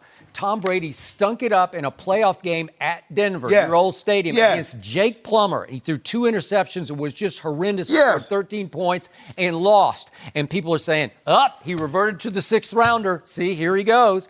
And then what happened in the Ray Rice game at Foxborough, a big playoff game? Tom Brady put up 14 points and lost 33-14 with 3 interceptions in that game and had a QBR of 11 on a scale of 0 to 100, and then followed up the next year losing to Mark Sanchez at home, stunk it up against Rex Ryan's defense with a QBR of 16. That was the point when people are saying, he's losing it. No. And then what about that 2014 game? We got a big game at Arrowhead tonight. Remember, it was an early season game at Arrowhead, and they got beaten 41-14, and Brady stunk it up that night, and everybody said, see, there it is. No. Father Time caught him and passed him. No. You know what they did? They did what you do. Coach Belichick, you mean to tell me you Ray Rice and a rookie quarterback hung 35 on you? You make excuses. Because you see what happens, Greg, is this is what they do, and I've learned to do, and I pick Skip Bayless apart. When Tom Brady plays good, did you see what he did in those 4th quarters in overtime? But when they lose, the team, Coach Belichick, that defense is terrible. Okay, well, let me ask you this. Why did this article come out after Tom Brady played his best game of the year at Miami against the team that has his number and their number? They lost 7 of 9 at Miami, and he goes down there and throws for 358, 3 touchdowns and no interceptions, and leads them to what looked like was the clinching field goal when they could have taken it home, but they ran it just to eat the clock. I think this goes to my point. When we critique a Tom Brady, we try to make sure we analyze something that stands out and makes him or humanizes him and puts him in the category of all the other quarterbacks. Before the half, when he makes that mistake, and Terrible mistake. he stands up and owns it and says, "Look, I had a brain fart. Yep, I he totally did. forgot. I thought we had a timeout." Yep. That's with age. So now it's age. Sometimes you put your keys in your refrigerator. You're not good where the keys don't belong in no Shannon refrigerator. Sharpe, how many times did your teenagers, as you raised them, just have a brain, you know what? Yeah. Right? Yeah, Right? but you know what I do? I put that belt on me and jot in memory. Oh. Take that. Oh, you better not admit that publicly. No, but I'm saying, no, they grown now. I ain't got no teenagers. Okay. They grown. They almost 30. But anyway, Skip Bayless, you see what you do. Why you always do that? I hate Brady hate because it's not fair. This is greatness that you have the privilege of watching every Sunday, So, and it's never celebrated. It's always picked to pieces. So Am I right? Can we not offer critiques of greats? Name the great that's never been picked apart. Have you ever said a good thing about Tom Yes! Brady? I don't know it. Skip, we can't. Look, the fact of the matter is that when we want to talk about his performance in a game, we'll talk about that. Yep. But when we offer critique, we just can't offer a critique about a game because they're talking about Tom Brady currently at age 41. I'm just not looking at the Miami game. I'm also looking at the Tennessee game. I'm also looking at the Jacksonville game. He has bad games. So you believe there's zero decline right now? I don't see any, but I'm going to remind you, did he have Gronk all year? He did not. Is Gronk himself, is he not a But you shell said of he himself? went- Wait a second. Did he have a number one receiver? He didn't have Edelman for 4 games, and it took Julian 5 more games to get his legs underneath him. Did he have Josh Gordon early? You called him the piano man because he runs with a piano on Hold his on. back. So who's he throwing to? Hold on. When he had those all-time great fourth quarter and overtime against Atlanta, can you tell the people at home where was Gronk? Well, thank you. So Appreciate that. you see when you see Greg, now you see. You know, that made it even greater. He came you from, see? he came So from he was 28 to great. 3 down, and guess who he's Now- throwing to? Now there might be Wait a some second. slippage because he doesn't have Gronk. He's throwing to a miniature running back named James White. That's his go-to receiver to come back against Atlanta. Wow. Oh, Aaron Now Rodgers. that's greatness. Oh, so now you want to compliment him for throwing to James White when I've been throwing to Ty Montgomery for 5 years. But you didn't compliment me. Oh, you see, Greg. I love it. I got. But see, that's Julian Edelman. He got to. Hold on. Was Julian there last year when he went to the Super Bowl? How'd he do it? I don't know. 505. How many Super Bowls? He lost Brandon Cooks early in that game to a concussion. How did he do it? How many Super Throwing to Bowls Chris did he Hogan, get? 7-11. The man Sometimes got over. 5 7-11. Super Bowls and won 3 of them without a Gronk and Edelman. But now all Thank of you. a sudden, he's not playing as well as we expect him to. Well, he didn't have Gronk. He didn't have Edelman and the piano man. Well, he didn't have anybody. He's got to have somebody. We're going to leave it for now, Greg. You ought to be shaking Thank you yourself. I think for the other way around. trying to help with this discussion. All right, should Phil Jackson be showing up Oh. at Lakers practice? Here we he just go. made his way Oh, there. my goodness. We'll discuss what was going on next. No mercy. Now, that is a picture of Phil Jackson at Lakers practice yesterday, hanging out with Kurt Rambis. Jackson coached the Lakers to 5 NBA titles, including 2 with current head coach Luke Walton. There's no word if Phil ran into LeBron. And remember, Jackson made news back in a 2016 interview when he called LeBron's business partners a, quote, posse. So, Shannon, should LeBron have a problem with Phil being at the facility? He and Jenny Buss should have a problem with Phil being at the facility. That's why he was on the outside. He wanted to make sure he didn't run into LeBron. LeBron probably would have lumped him up. Maybe. Yeah, and Jenny want to know. Jenny probably fired everybody who let him in the building. He's You no think longer. so? Yeah, he's no longer my boyfriend. I don't want him around. Well, That's what Jenny I said. think they're still friends, though. We can be friendly, but we can't be friends. By the way, she did post a picture like Yeah, and she didn't look like yeah. she wanted to be there. You saw that picture? But It's like they cut and spliced it. Like she didn't want to be there. She was like mean mugging. Well, I know, but she went out to dinner with him and the Rambuses. She was so forced to. She was. I don't think she was forced. I don't to. look- Sounds like they're still friendly. Interesting. Yes. Right? You know what? The thing is, Skip, is that maybe he came when LeBron wasn't there, or maybe he came before LeBron got there, or maybe he Okay. came after LeBron had left. Maybe. But I think, you know how you in the store sometimes and you see somebody you don't really want to see, you see them and you like, you find all the stuff that you looking for. You put stuff in your bucket you know good well you don't need. Well, just to keep from making eye contact with them or talking to them, That is you end true. up taking some stuff home you don't need. That's Yep. true. I can assure you, all of a sudden, LeBron James went back in there and got a pair of shoes that he knew he didn't need if this was the case. That's true. There's no love lost between LeBron and Phil. Yeah. We know that LeBron deemed that the remarks that Phil made were unnecessary. He also feel that there were some comments made by Phil that should have been kept private. Pat Riley shared something with Phil. He did. That LeBron had done, and it became public. LeBron didn't like that. LeBron is a type person that if whatever transpired, be it good or bad, if it happened behind closed doors, let's keep it there. Yep. Phil brought it to light. So there's no love lost, and I believe LeBron would go out of his way. Now, if there's a situation, Skip, we're in a small, narrow hallway, I'm sure LeBron's going to be, hey, how you doing, Phil, and keep it moving. But there's no love lost between these two. I don't understand why Phil, and the article said that he stops by periodically. Why? You're no longer an employee. We don't want you here. I've been saying this. I'm a Laker. I'm on the Lakers now. And, Jeannie, you should do something about that. So, I am with you times 10 on this one. This is just wrong. He does not belong there. The most important person in this franchise is now your man, LeBron James. And this is an affront to LeBron that he shows his face within the confines of that building that now basically belongs to LeBron. I know Magic is overseeing. Right. And I realize that Kurt Rambis, who's now an advisor to Magic and sort of just, he's sort of returned to the franchise.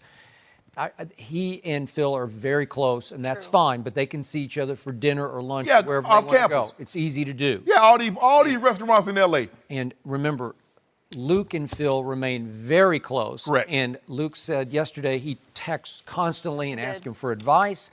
Yet it was telling to me that when the reporters said, guess who's here? Luke didn't know about it. So if they text constantly, why wouldn't Phil say, hey, I'll see you after practice or I'll see you at the end of practice? Or right. It sounds like he kind of slipped in the side door, right? So what he wrote about LeBron, that's a bridge burner. Yeah. You can't come back from that one. And I've been around Phil a good deal, enough to know he will, when he was a coach, he led the league in smugness and arrogance, and he had a right to. Right. He Win was 11 really, championships as a coach. But you coach at least 3 of the top 10 players of all time. That is a fact. I mean, you ain't getting a whole lot of credit. Nope, I agree. But Phil Jackson, to me, has never been one to apologize that he stepped out of bounds. He misspoke about the posse comment because he really stepped in that one. Right. That's so wrong. That's as wrong as you can get, because that group around LeBron, that's as far from a quote-unquote posse. Those aren't hanger-ons. Right. Those guys are dynamos in and of their own right, each of them. Maverick Carter is a dynamo on Wall Street and Hollywood. LeBron deserves credit for empowering them. He didn't give them anything. He did. He empowered them to become what they became. They have all done right by him. Yeah, but look, there have been things that over the years, when you play as long as I have, and you have the contacts that I have, there are things that get said that you hear, that you could say on air, and it would make a person look very, very bad. Sure. What Pat Riley, first of all, Pat Riley should have never said it. But I can assure you he said it not thinking Phil would go say it publicly. And then once Phil made it publicly, you know how that's going to make LeBron look. Because people already think that he throws his weight around. And be like, yes, superstars have always had that kind of leverage in the NBA. Now, whether or not they hammer a power like LeBron does is a different thing. But again, LeBron doesn't surround himself with negative people. No. People who drag him down. No. They build him up. Right. They're strong. They empower him to be LeBron James, right? So if they want to ride on the team plane, you have to give in to that. It's part and parcel of LeBron James. And also, Skip, what has made LeBron so great he can only focus on basketball is because he have Maverick, because he have Rich Paul, because he have Randy Mill. And Savannah holding down the home front. That is true. Bryce Bronny is I got this, baby. Handle that court. We got this. And LeBron is heaped praise on him. Hey, my job is easy for the simple fact I got guys that I trust to the umpteenth degree. That they're going to do what's in the best interest of Team James. And I'm amazed because I continue to say LeBron is also chasing Michael B. Jordan, I don't know how Maverick props all this up, but he does. Right. He allows LeBron to juggle all the balls, but the big ball is the basketball. But he doesn't drop the basketball. No. Right. And the thing is, Skip, is that Mav has to be. You can't bring everything to him. He has to know LeBron well enough that I can bring this to him, and there's a good chance. Because, Magic did an interview. It's like, okay, when I was on this level, I could do deals on this level. So now that I'm up here, you need to bring me deals up here. Well, LeBron is up there, so Maverick is like, Rich, and Randy controls the day-to-day. How do you... Savannah handles the home front. That's a lot, Skip, but his mind is free. So that's why he only works like, hey, this game of basketball is most important. And Phil come in there and try to... You know what I'm saying? Party when you're growing up out, and I know you're in the Midwest, they handle parties like this. But still, we used to have these, How do you know that? What do you mean? We had these parties. You don't know. No, Jen ain't doing it. Jen ain't doing that. But we had these parties, the music be going real good, and then somebody come in there and bump the turntable. Because we had the turntable put on milk crates. And somebody come in there and bump the music. Move, vibe is good. 1-6 in the last 7 games, and that old Black Cat Phil show up.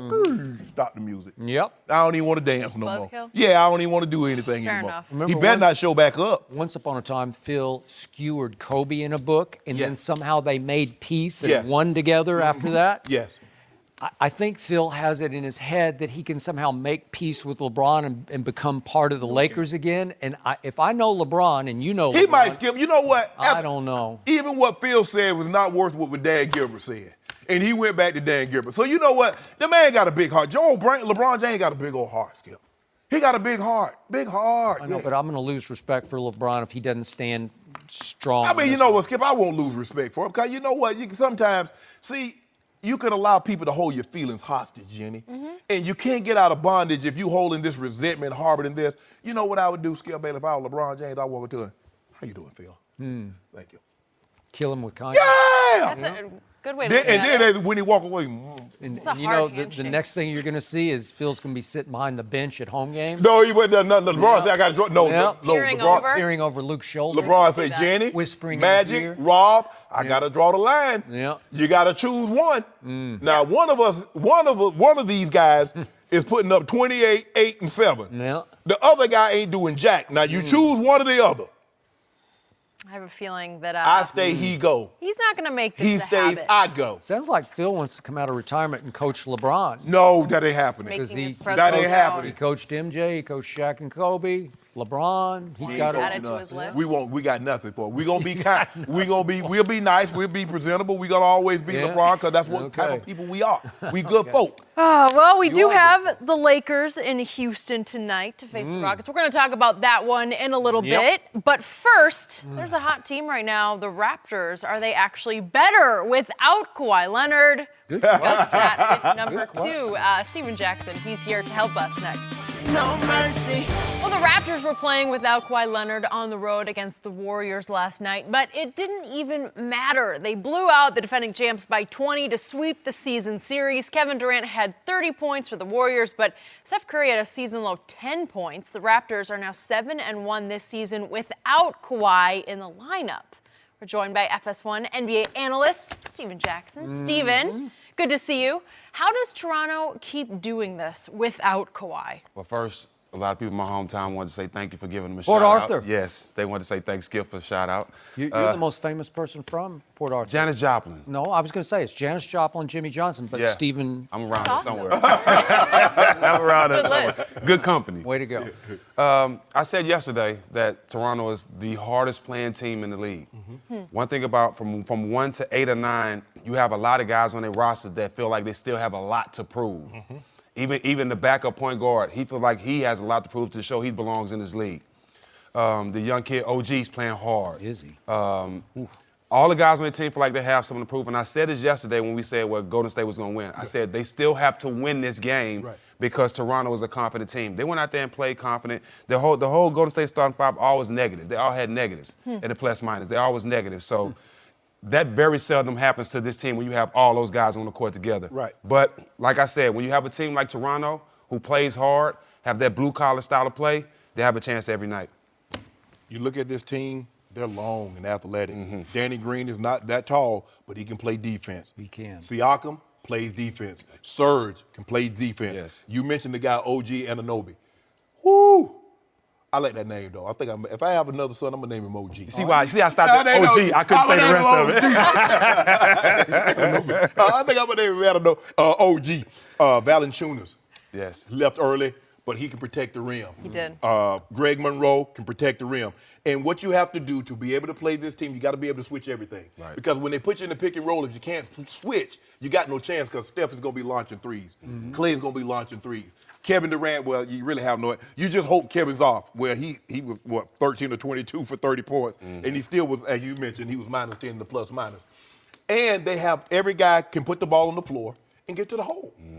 That's what you have to be able to do. You got to force these guys to play defense just like they make you play defense. Because if you ever have a lapse, someone's going to get an uncontested three when you play in Golden State. So you make them play. Well, what Toronto was making them do, Skip, you had to defend. And Kyle Lowry's doing a great job. They pass it, Van Fleet pass it, giving goal, Serge dunking the ball, going down the middle. This team will be to reckon with. Now, if you notice, I ain't mentioned no Clark. The best wing defender in all of basketball. So you put him in there with y'all.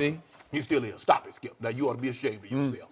That you gonna sit up here and be mean mugging that man like that after all he's accomplished. 2-time Defensive Player of the Year, Finals MVP, won your team a trophy. My turn? Yeah. Thank you. The elephant in the room right now is number 2 for the Toronto Raptors, and he will always be number 2 to me. Right. And he did not play last night, nor did he play the night before. And this team blew out the Clippers, who have been riding high, blew them out on their home floor. And with no rest, flew up to Golden State and blew them out by 20 on their home floor. So this team is now 7-1 with no number 2. And 5 of those were back-to-back games that they won, and all 7 were won on the road. And the average margin of victory in those 7 is 19 points. Something's going on here. I'm not saying they hate number 2, but is there some resentment building? Like, well, he's not there every night. Well, so you want to show that we're more than number 2. Like we want to show that we're more than Kawhi. Okay. And the main guy who's showing he's more than number 2 is that point guard, because Kyle Lowry is playing extreme high all-star level, taking over the game with his shot and the pass. Because his assists, like last night, 23 and 12, but I looked down the 7 games they've won on the road without him. 15 assists, 17 assists, 12 assists. It's extraordinary basketball where he just takes over the game and controlled the game against Golden State last night. Right. That's hard to do. Serge Ibaka turns into Kevin Durant without number 2 on the floor. I've never seen anything like it. And we've seen glimpses and flashes and blips of Serge Ibaka, but not like this, where he's playing at an all-star level without number 2 on the floor, But Skip, dominating. But that's normal, because anytime you have a great player, a superstar player, the other guys, because he's going to get his shot, Kawhi's going to control the ball. But here's the reason why they can play like this. These guys are young. These guys are 22, 23, so you can play back-to-backs. It's harder on a guy that's in his 30s to try to get up and do those back-to-back. Right. Siakam's young. OG's young. I don't think Kyle is young. I think he's middle-aged, like he's Kyle 31? He's probably 31, 30. He's really running this team now. If you see, like last night, when the offense did slow down, you know what they went to? They went to post and Steph. They gave the ball to Danny Green on the block, and he got a lot of buckets. So I think they're trusting Kyle more, and he's able to run this team more, especially with Kawhi not on the court. And make Steph play deep. And you know what? I know DeMar DeRozan's had some nice games for the San Antonio Spurs, but when he and Kyle were 1 and 1A, it never seemed, they just couldn't get over the hump. And they'd run into LeBron, and they would just genuflect. They just sort of effectively drop to their knees and say, we're not worthy, right? It worked. Right. But here's the thing, though. This is fine and good. But eventually, they're going to be measured by what they do in the playoffs, because we've seen them win 59 games last year. They were the number 1 seed the previous couple of years. I never saw DeMar DeRozan and Kyle Lowry ever do this. Me neither. This is extraordinary. But this is high level. They're dominating right now. But remember now, they won 59 games last year with Siakam and a Nunavie. So now they have a year up under their belt. You never saw Kyle Kuzma play like he's playing right now. That's true. Now he have a year up under his belt, and he play alongside that guy. But obviously, if for whatever reason LeBron couldn't go one night, they wouldn't be able to do this. No, they wouldn't. Right? No. But good players supposed to make other players better. Right. But if they had a veteran like Kyle Lowry, it might be possible. We've never seen LeBron have a guy. See, Kyle Lowry is one of these point guards. Yeah, he can get his point, but he's getting everybody else involved. Kyrie is not a pass first point guard. He's really a two guard. And most of these point guards in today's game I gotta are tell twos you, masquerading as ones. Right. He has morphed into a passer. Who? 'Cause Kyle Lowry. I mean, he's a high assist. Yep, you're right about that. Right about that. He's leading. I think now he's leading the league in assists. Yeah. Whew. So, yesterday you said, and you're probably right about this, just hold your horses on Golden State. They're going to turn back into Golden State. Last night they were just pathetic on their home floor. They look bad. Right? Like Steph was just out of energy, out of gas. I don't know what happened. He just got back. It's going to take him to get his lungs back. And again, if they shoot 6 for 26 from 3 on their home floor, 'cause that just takes the crowd completely out of the game, right? And Clay had like 4 or 5 wide open looks that went in and came out, so that'll never happen again. Okay, so is that going to right itself? Will DeMarcus Cousins change life in Golden State? I don't know, maybe. But I'm going to say it again. This is really good news for LeBron James and his new team because it's looking like there's some light at the end of the Western Conference tunnel that wasn't ever there before. Yeah. Am I right? And he had 44 and 18 against the Thunder. It's called AD. That's the light of that's that train that's coming our way. Woo! I'm talking about this year, right here, right now. You don't think it's opened a little bit? It was never closed. Okay, it's that was you that talked about he came out here to make that movies. was you. You said it. I told you. You kept saying we got no shot against Golden State. No. You got a shot. Yeah. I told you. You told me he was coming to make movies. The guy that he wants to pass now is not that ghost in Chicago. It's Michael B. Jordan. Okay, I stand by that. And now, he was Michael B. Jordan. Yeah, now he got Joe. That's a good line. Is that not good? Thank you. And now my, Thank you. Good line. And now my guy been putting foots in folk. Now you want to talk about he got a chance. I think others are putting foots in folks because Kyle Kuzma's turned into a star right before your very eyes. And Josh Hart can play in this league. He's like Fred VanVleet, where he's just tough. You know, he won't back down. He's going to make clutch shots. We got JaVale. Now we can just keep JaVale. Tyson brought this team And a he lot did. of toughness. That He was brought a this team whole a lot of toughness. That's a big win. But we need don't let JaVale challenge everything. Oh, JaVale be getting him. Don't let Magic. Don't let Magic go get Trevor Ariza. Am I right? All of a sudden, I mean, we have to give a call. I mean, I kind of like Caldwell Pope. do you? Over Trevor Ariza? I said I like it. Over Trevor Ariza. I don't love him. Over Trevor Ariza. I don't love nobody but 23. You can have everybody. Trust me, we know that. Yeah, everybody on social media, everybody in the world know that. I mean, I like Kuzma. Kuzma is a dog. He is a dog. He's got a dog in him. If I can just keep Lance from stop all that showboat, Lance get the ball. He's another one, Skip. He get the ball, he got to palm it, put it behind his back like he a baseball pitcher. Yeah. I'm like, Lance, come on, bro. But you see Luke like, okay, I've seen enough of this. Come on here, Lance. Hey, Lance. I know, but every once in a while, Oh, he yeah, just yeah. takes it over. Oh, yeah. He can do his thing. He ain't scared, so you got to commend him. I like your team. I do. They're much better than I thought they were going to be. And Golden State can't find itself. And I don't know if the will. Draymond Kevin thing is still Something lurking? simmering under the surface. I don't know.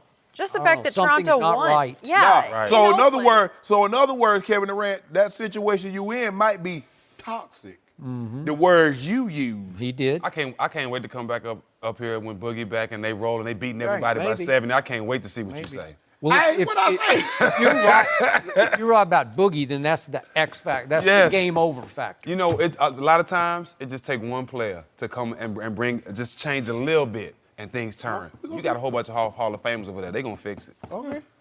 There you go. Steven, good to have you. Thanks for Thanks having for me. You being giving up? here. Giving up on what? No. No? Giving up. I don't know if anyone gives up around here. Oh, King James. Did the Ravens make the right move sticking with Lamar Jackson? We'll discuss that move next. No mercy. Hey guys, Jenny Taft here. More of the Undisputed podcast is on the way, but first, I wanted to talk to you about one of our sponsors. If you're like me, you know that navigating the stock market can be daunting. Fortunately, there's Robinhood. Robinhood is an app that makes buying and selling stocks, options, cryptos, and more simple and intuitive. with data presented in an easy-to-digest way, Robinhood is a non-intimidating method for stock market newcomers to invest with confidence. And here's the best part. Not only is Robinhood easy to use, it's all commission-free. That's right, no commission fees. Other brokerages can charge you up to $10 for every trade, but Robinhood allows you to trade stocks and keep all of your profits. Even better, Robinhood is giving Undisputed listeners a free stock like Apple, Ford, or Sprint to help you build your portfolio. Just sign up at undisputed.robinhood.com. That's undisputed.robinhood.com to start investing today. Now, back to the show. No mercy. There appears to be a new era in Baltimore. Lamar Jackson was named the starting quarterback for the Ravens against the Bucs on Sunday. John Harbaugh made the decision despite the fact Joe Flacco is healthy enough to play. But Lamar has gone 3-1 as the starter, and yesterday Harbaugh talked about his decision. Let's hear it. Every decision is based on what makes us the strongest possible team we can be, and that's whether it's quarterback or defensive line or whatever. That's the bottom line. That's what it boils down to. That's how we feel about this decision, and we're rolling. Joe's a pro. He's got class. He's got complete respect in the locker room. And listen, there's a very good chance we're going to need Joe Flacco and any other player that's in that role, a backup role, to win us a game. That's how everybody's a starter in the National Football League. All right, Skip. Are you surprised Harbaugh didn't go back to Flacco? I am a little surprised, but I don't know if, in fact, this was just John Harbaugh's decision. I don't know if Ozzie Newsome had a little input here. Maybe the owner, Steve Bisciotti, had a little input here. I don't know that for a fact, but if it is just John's decision, I'm proud of him because it's significant that he cut bait with Joe Flacco, at least for right now. And I'm going to say this again. I don't think this young man, Lamar Jackson, is getting nearly enough credit for what he's done in these 4 games. They were in position to pull off, the upset of the year maybe, one of them, one of the top ones, right? They're up 24-17. He put 24 points on the board at Arrowhead, going sort of mano-a-mano with Patrick Mahomes, and it's 4th and 9 with 1:29 left, and you know the rest of the story. He rolls right, barely escapes the pressure coming behind him, and flings it in the middle of the field to Tyreek Hill. And that was basically the football game, but they were in position for him to go 4 for 4, to be 4-0 as a starter. I said before the year, I don't care what you tell me about Joe Flacco in the playoffs. I can show you year after year, since they gave him all that made him the highest paid player in pro football after his Super Bowl. Can't take that away from him.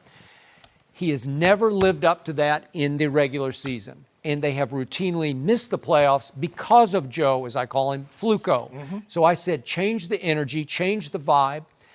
Is Lamar Jackson in Flacco's league throwing the football? No, he's not. Is he the prettiest of throwers? No, he's not. I just love what this young man is made of. I love his poise. I love his confidence. I love that Marty Morningwig said, okay, let's do what he can do best. Correct. And they let him do what he does. Yes. And he has played at a supremely high level, especially for a rookie thrown into the fire with a really good defense and a potential playoff spot hanging in the balance. I think they should have gone with him from day one, and I think they'd be a little better off than they are now. They're 7-6. They're hanging on to the 6th seed.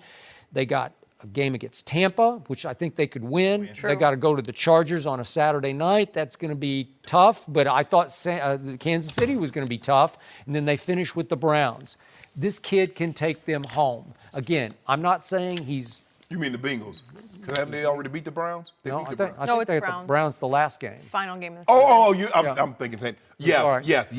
They Okay. the Browns beat them in Cleveland. So, yes. so the odds are, could they win their 2 home games? Sure, Yes. they could. To finish 9-7, would that get them in? Maybe. It depends how it all shakes out. But again, they could still win the division. They're only a half game behind the division. Right. So I want Lamar Jackson to get more credit for what he's pulling off here. Skip, I'm not surprised because I think he's done a great job. And I said it before, even though they have a chance to still win this division, I think you should stick with Lamar Jackson because he's the future. I believe at the end of the season, the Ravens will move on from Joe Flacco. So if that's the case, why not give him valuable playing time? Because he'll gain more in this type of environment as opposed to playing, Skip, when there's nothing on the line. He needs to know to value the football. He needs to know to value possessions. And this gives him that opportunity. Credit to Marty Morningwig because, he had Michael Vick, but he's tailored this offense to fit this young man's skill set. Skip, he's not proficient, not nearly proficient enough to win long-term throwing the football. But until he gets up to speed throwing the football, let's do some of this zone read. Yep. Let's run some quarterback power. Let's make him feel comfortable. And when, get him in situations where it's 3rd and 3 to 4. Yep. Well, we might run it. Then we're going to get man-to-man coverage. He's throwing against man-to-man coverage. Yep. So I love what he's doing. Skip, when Joe Flacco went down, he was leading the league in pass attempts, but he was 19th in touchdown passing. So he was doing a whole lot of throwing, but for a whole lot of nothing. So what are you getting out of this? And they'd missed the playoffs, 4 of the last 5 years? So at some point in time, they had to make an honest decision. Yep. And they needed to be real with themselves. There's a reason why they selected Lamar Jackson. Normally, teams are not selecting quarterbacks in the first round, Skip, if they're happy with the quarterback they have. Even at the back end of the first Even at the back end. Because even at the back end, that means at some point in time, he's going to be in the front end. That is correct. He's going to be in the front of the line. Right now, he at the back of the line. But he got an opportunity to play, and he brings a dynamic to this offense. Now you see where they are. They can run the football as well as anybody. And then they throw it in they put him in situations that when he does throw the football, it's very favorable to the throws that he can make. So I'm not surprised. They should stick with this guy. And like I said, who knows? They win this game, Skip. There's a chance. And what happens in New England, they could be tied for the division. Yep, you got it. So this defense, the Ravens, is still number 1 in pro football in points allowed. And I know Terrell Suggs very well. I've had many battles with him. He has defended Joe Flacco to the death. This is going way back 4, 5, 6 years ago, and he should have defended him. But if I know my man T. Sizzle and how he is a prominent voice in that locker room, if he didn't believe this kid couldn't do it, if he believed he couldn't do it, I should say, then he would have made it very clear the defense doesn't believe yet in Lamar Jackson. The defense wants Joe Flacco back. And I'm pretty sure this defense is believing in this kid. Don't you think? Yeah, I definitely believe they believe in him. But the thing is that I love most about this defense and having been there when this defense really started to take off in 2000, Skip, they play to a standard. So it doesn't matter what you do on that side of the ball because they look at it, they were like, well, even if the offense can't score, if you don't score, you don't win. Yeah. So we'll turn you over. We'll put our offense on a short field, and that's what they can do. They can still take the ball away. That defense can take the ball away. They can put pressure on your quarterback. As you see, they had an opportunity to get one from Mahomes, and somehow they were able to get the ball back out of – I don't know how they were able to get that ball back, but they did. And so I love this decision by the Ravens. I think it's the right decision, and it gives Lamar Jackson valuable experience moving forward. Well, again, I don't think they're looking at just that. I think they want to make a run here. Well, they believe, well, clearly they believe that right now, Lamar Jackson gives them a better chance to win. There you go. They're in a position. I think you'd have given him a better chance from day one. I wish I could have seen that happen. Flacco, the highest paid backup in the NFL now. Well, a lot of money. I'm sure some team will jump on him next year. Oh, yeah, absolutely. Yeah.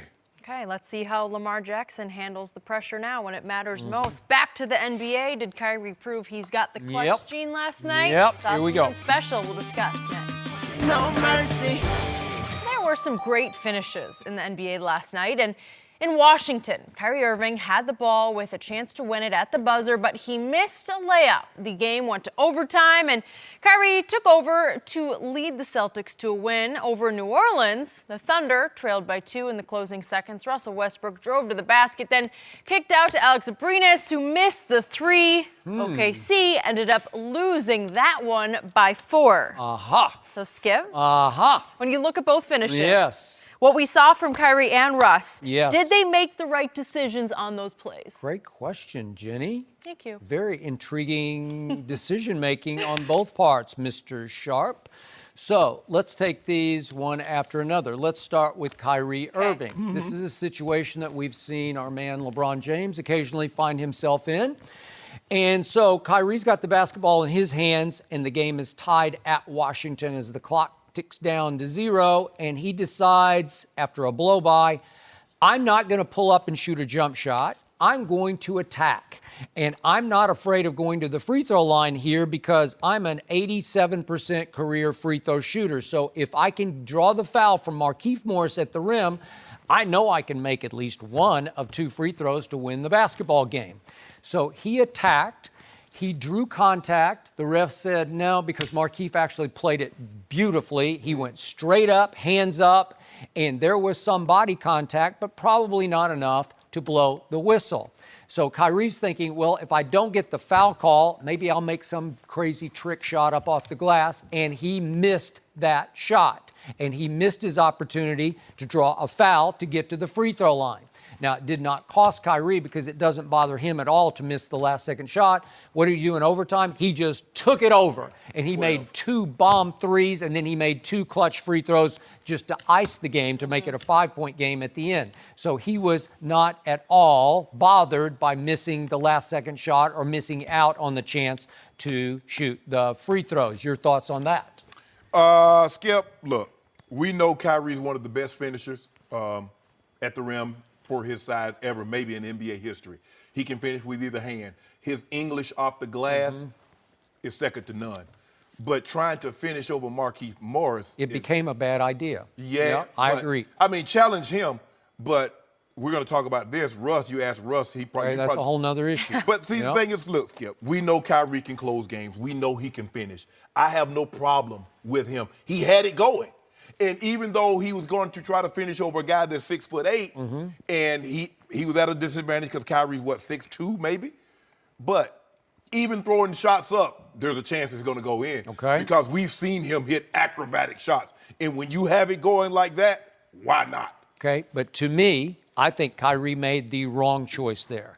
He is such a good mid-range jump shooter. Once he got the blow-by, once he got the step, pulled up. just shoot it. Just go straight up and shoot it. We've seen him make it. We saw him make one over Clay 2 Christmases ago at Cleveland. Yeah, Remember that? Yep. So to me, he made actually the wrong choice because he is only 6 feet 2 inches, and he's not a classic leaper like Russell Westbrook. Okay. So now that brings us to situation number 2, another classic LeBron situation, this one on the road at New Orleans. And this is interesting because you were down 2. The other game was tied at Washington. Right. Now No you're harm, down no 2. foul. Yeah, okay. So Russ gets the step off a pick. He's going to his left, and he looks up, and standing underneath the basket is one Anthony Davis. Great shot blocker. But Russell Westbrook, as we know, can jump out of the gym. He is one of the greatest, at least 6'3" basket attackers. He's like a miniature LeBron, if you will, because will he not go up at people? Oh, yeah, he'll challenge you. Okay, he'll try to flush so to me, why don't you attack Anthony and try to get to the free throw line? Just go ahead and try to slam it in his face. Really, Skip? Really? You don't think you're going to get a call No. maybe if you're a former MVP, right? So what did Russ do? Russ calculated, high basketball IQ. Let's see, I might get fouled here. He has the free throw demons beyond LeBron's free throw demons right now. He has plummeted to 61% from the free throw line. And Russ is better than that because Russ he's an 85% career free throw shooter. So what's gone on here? He's at 61%. He was 2 for 5 from the free throw line already in this game. And he made a calculation of, I don't want to shoot these free throws because I don't think I can make 2 free throws to tie this game. I disagree because this play was out of a timeout. I believe this was the call play. They were going for the win. Why am I going for, first of all, because they're down 2. Why am I going to go for the tie over Anthony Davis? And even if you're right, okay, I'm going to go to try to, Anthony Davis just finished second in the MVP for Defensive Player of the Year. He's a premier all-defensive player every single year. And you're asking Russell Westbrook, I need you to flush this home on 6'10" with a wingspan of almost 8. I'm asking you to get to the free throw line. That's what I'm asking you to do. Nobody is more fearless than this guy with the basketball. And so that's why I know he was not afraid but he, out of the timeout, I believe this was the play call. Russ made the right play. See, again, there you can see what I'm saying, Jenny? See, Skip looks at it like this. Well, you didn't get to the free throw line or you didn't take the shot. I believe if you make the right play, it's never the wrong decision. This was the right play. So did he kick the ball to Paul George for a three-point shot or Dennis Schroeder for a three-point shot? Help me out here. No, he did not. Kicked it to Alex Abrinas. Was he wide open? Oh, Yes or no? No, he was not wide open. Stop it, Skip. It got contested. It got a little Mate. contested. He was like sort of leaning back on the three. So Alex Abrinas, is he a starter for the Oklahoma City Thunder? He is not a starter. Was Steve Kerr a starter? He had played a grand Was total Steve of Kerr a 14. starter? Steve Kerr is Was one of the Steve great. Paxson Was a starter? Timeout. Steve Kerr, one of the great three-point shooters in the history of the NBA. In fact, I think his percentages still ranks way up there. Yeah, it's like first to second, I think. Right. Okay, thank you very much. Alex Abrinas right now is making exactly 31% of his three-point shots. Do you really think they called a play for Alex Abrinas Yes. to take a shot to win the game? I do not. He was I wide do not. open. He was wide open. Nope. He drove and kicked. Yep. And that's what LeBron did. He drove, kicked the ball to Kyle Korver. Kyle Korver missed. But it was the wrong decision. Now, if it goes in, everybody heap and pray. True. Have you ever heard of Russell Westbrook passing up a last-second shot for Alex Abrinas? And we killed him. No! And- No! Hold on, Skip. And we beat him up so many times because Russ passed the ball. You got 15 people. There are people in the stands coming out guarding you, and you taking a bad shot. This was a good play. The ball just didn't go in. It's make or miss. Remember down the stretch when LeBron had it going? Even though he had it going, he kicked the Kuzma, boom. Kicked the Caldwell Pope, boom. I don't mind kicking to Kuzma in a regular season game, but let's not get to game, whichever it was, game 4, game 3 of the Game 3. NBA final, game 3, Yeah. and you're going to kick it to Kyle Korver, who's never played in a finals They before? kicked the John Paxson. Yeah. They had no problem with that. Yeah, that's different. It's set up. You know what you're doing. It's just Skip, different. So let me get this straight. If you set a play up and you miss the shot, it's okay. But if you don't set it up and you miss the shot, that's bad. When has Russell Westbrook not taken the last shot? Why did Kevin Durant leave Oklahoma City? Yeah. Because the whole management structure said Russ is the alpha. We want the ball in Russell's hand at the end of the game. And Kevin's saying, I'm chopped liver. I got to go play where they share the ball. Yep, it's documented. Russ would dominate the ball, and KD didn't like that. But in this situation, I believe Russell Westbrook made the right decision. Although the net result wasn't what they wanted. But you don't make this, Skip, if you only make decisions, you live a terrible life. Because if I said, you know what, if I were to get in my car today, I might have an accident. So I'm just going to stay home. You don't do that, do you, Jenny? No. Okay, you're missing the life. point. All of a sudden, Russell Westbrook has lost it at the free throw line by his standards. And again, I'm his biggest fan. I predicted before last season he's going to average triple-double He's and on win pace to MVP. average another one this year. Okay, but you know what? He is disqualified from the MVP race right now. No, he's not. Yes, he is. You can't shoot 61%. You can't run from the free Well, throw Shaq line. shot 50% and won it. Okay, but he's not 6'3" tall. It's a difference. Okay. I know it's 82% over his first 9 seasons Wow. in the league. That's the What? difference in numbers. What? 82, 61. I don't Hard want to to shoot deny these that. free throws. We've been talking about someone else's free throws Ooh. all season. LeBron. No, we haven't. Well, he is back in action tonight. Is he going to get a visit from Miss Trip Dove? Houston? Yeah. We'll discuss next. No mercy. Time for our final topic of the day. The Lakers are on the road tonight against the Rockets. LeBron squad, they're hot right now, winning 6 of their last 7. They're only 1 game back for the top record in the West. The Rockets are struggling and have one of the worst records in the conference. Shannon, what is your prediction for tonight? We're going to get the A's back for what they did to us on the opening night in our building. Oh, Yeah. good We're going point. to get them back. Yeah. Okay. Yep. And That was the brawl game. that was. Yeah. But 2 of the culprits are not going to didn't make the trip. Rondo and B.I. didn't That is make it. true. So we good. I think we good now. Good point. I think it's going to be a close ball game. I think the Lakers will win. Rockets have lost 7-10. But for whatever reason, everybody plays tough when they play the Lakers. Because they know they're on TV and they're going up against LeBron, and so they try to outgun him. Well, it's the Kings team. But NASA, Yeah.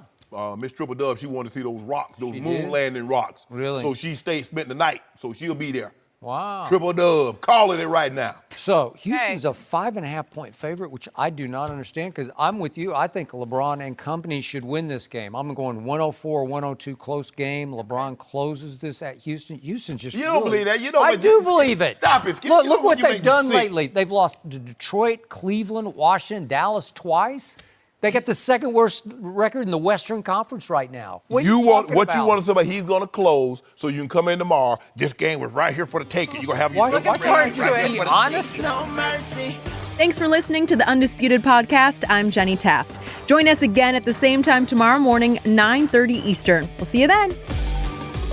Fox Sports 1 of 1.